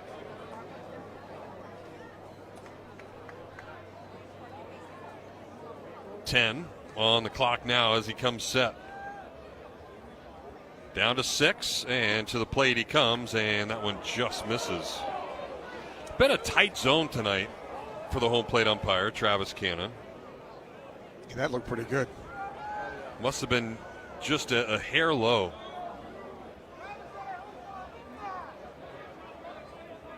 So now 2-1 to Jones as that slider is good, and Jones swings and misses at it, evening up the count at 2-2. So Durso has looked really good here.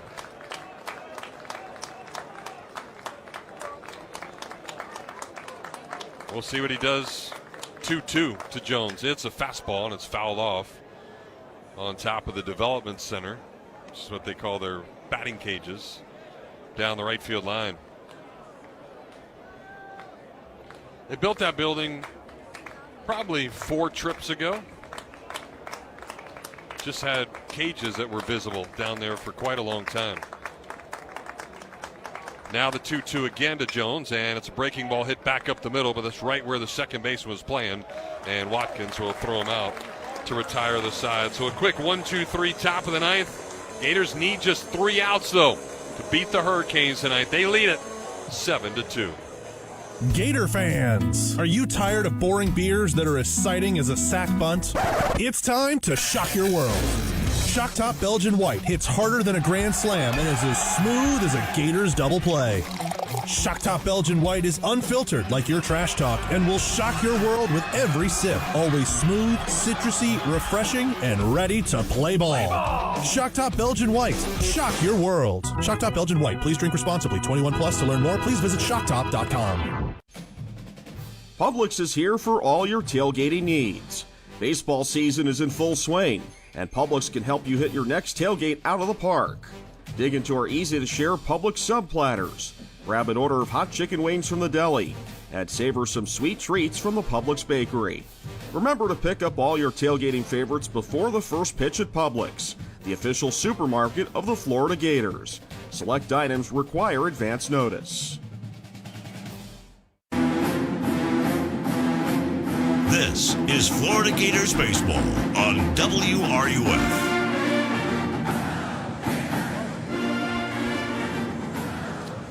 We head to the bottom of the ninth.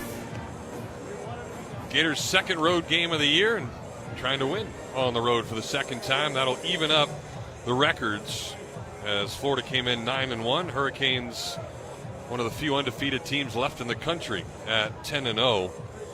Liam Peterson tonight, 5 2/3, gave up 6 hits, 2 runs. Both of them earned a walk and 8 strikeouts through 98 pitches. And Jackson Barberi in relief has only given up 1 hit. But it was a bad one at the time. It was right when he came in, and Miami tied the game on that hit. But since that hit from the guy coming to the plate right now, Brylan West, Barberi has retired 7 of the next 8. The only guy getting on base was a walk. So here is West, and the first pitch is a little high for ball 1. Barberi 22 strikes in those 38 pitches. As West steps back in, he's got a couple of singles tonight, and Barberi will miss again. That one looked pretty good. A 94-mile-an-hour fastball. West a slightly closed stance. Takes that one for a strike.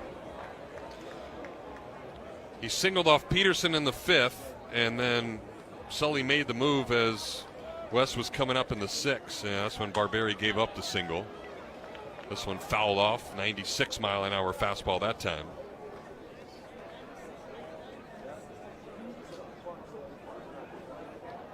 So that gets Barberi back in the count. And here comes the 2-2 from number 22. And it's a pop-up. Shallow right field. Cash Strayer will drift in.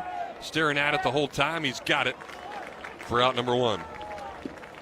You know, we saw what Peterson did, Jeff, but let's credit Barberi, too. He's come in here and done a really, really nice job, and the Gators only using 2 pitchers tonight certainly helps as far as the series is concerned. But now Alonzo Alvarez, the lefty, takes strike 1. Fastball at 96. Alvarez 0 for 3 tonight, a couple of strikeouts. Barberi struck him out to end the 6th on a fastball, but he misses with a fastball here, and that'll even things up at 1-1. Lawson plays right behind the bag at second base, and this one is hit third base side. Miller tries to backhand it, but he can't come up with it. So good job by Alvarez there to go against the shift, and Miller just couldn't get an awkward hop, so that'll be an infield single. Yeah, that would have been a difficult play anyway because he got a really tough hop. He would have had to really set and throw a dart over there. So good job of hitting by their DH. So now the 8-hole hitter, Dylan Dubovic, ACC Player of the Week. After what he did last weekend, it was pretty special. And it'll take slider in there for strike 1. Dubovic singled in his first at bat tonight, but has since popped up to the catcher and popped up to the first baseman. And the freshman with a huge hack there misses 97 on the fastball. Quickly in an 0-2 hole. To get that Player of the Week honor, he was 9 for 11 with 3 homers and 9 ribbies last weekend. Barberi ready, and the 0-2 pitch. See ya! Fastball on the outer part of the plate, and Dubovic was not close to it, and Miami is down to their final out. Challenged him. Here, hit this. And it was well located, too, outer half. Just overpowered him. 11 strikeouts for Gator pitching tonight. Miami is going to send a pinch hitter to the plate as Sion Copeland, a left-hander, will step in there. Went to Jensen Beach High School and then Miami-Dade. Runner's going to go. The Gators are just going to let him swipe second base, so I'm sure with Miami they'll call it a stolen base as opposed to indifference. Watkins was 0 for 3 in the 9-hole, and there is strike 1 as Copeland takes it. A .353 hitter on the young season, a homer, 10 ribbies.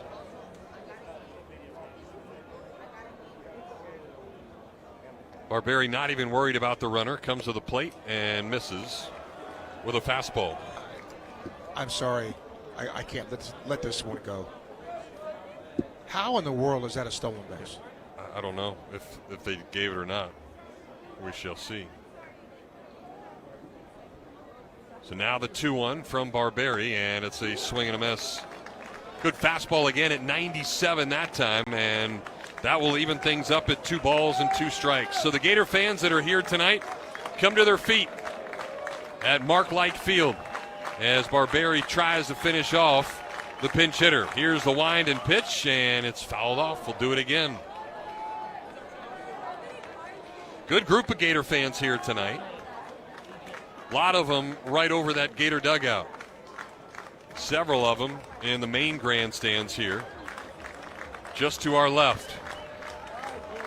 So Barberi at it again and ready for another 2-2 pitch. It is a chopper out towards short. Lawson corrals it, throws across his body, and that is in time, and the Gators have strolled into Miami and reclaimed the all-time series lead, the 137th win.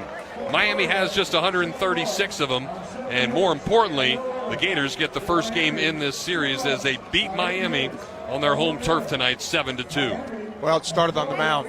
Liam Peterson was really, really good. Set the tone. Jeff, we've talked about this for ages. Setting the tone on a Friday night. Getting that guy on the mound to dominate and to pitch well. Peterson did that. Set the tone. The Gator hitters did their part tonight, and Barberi in relief was really good.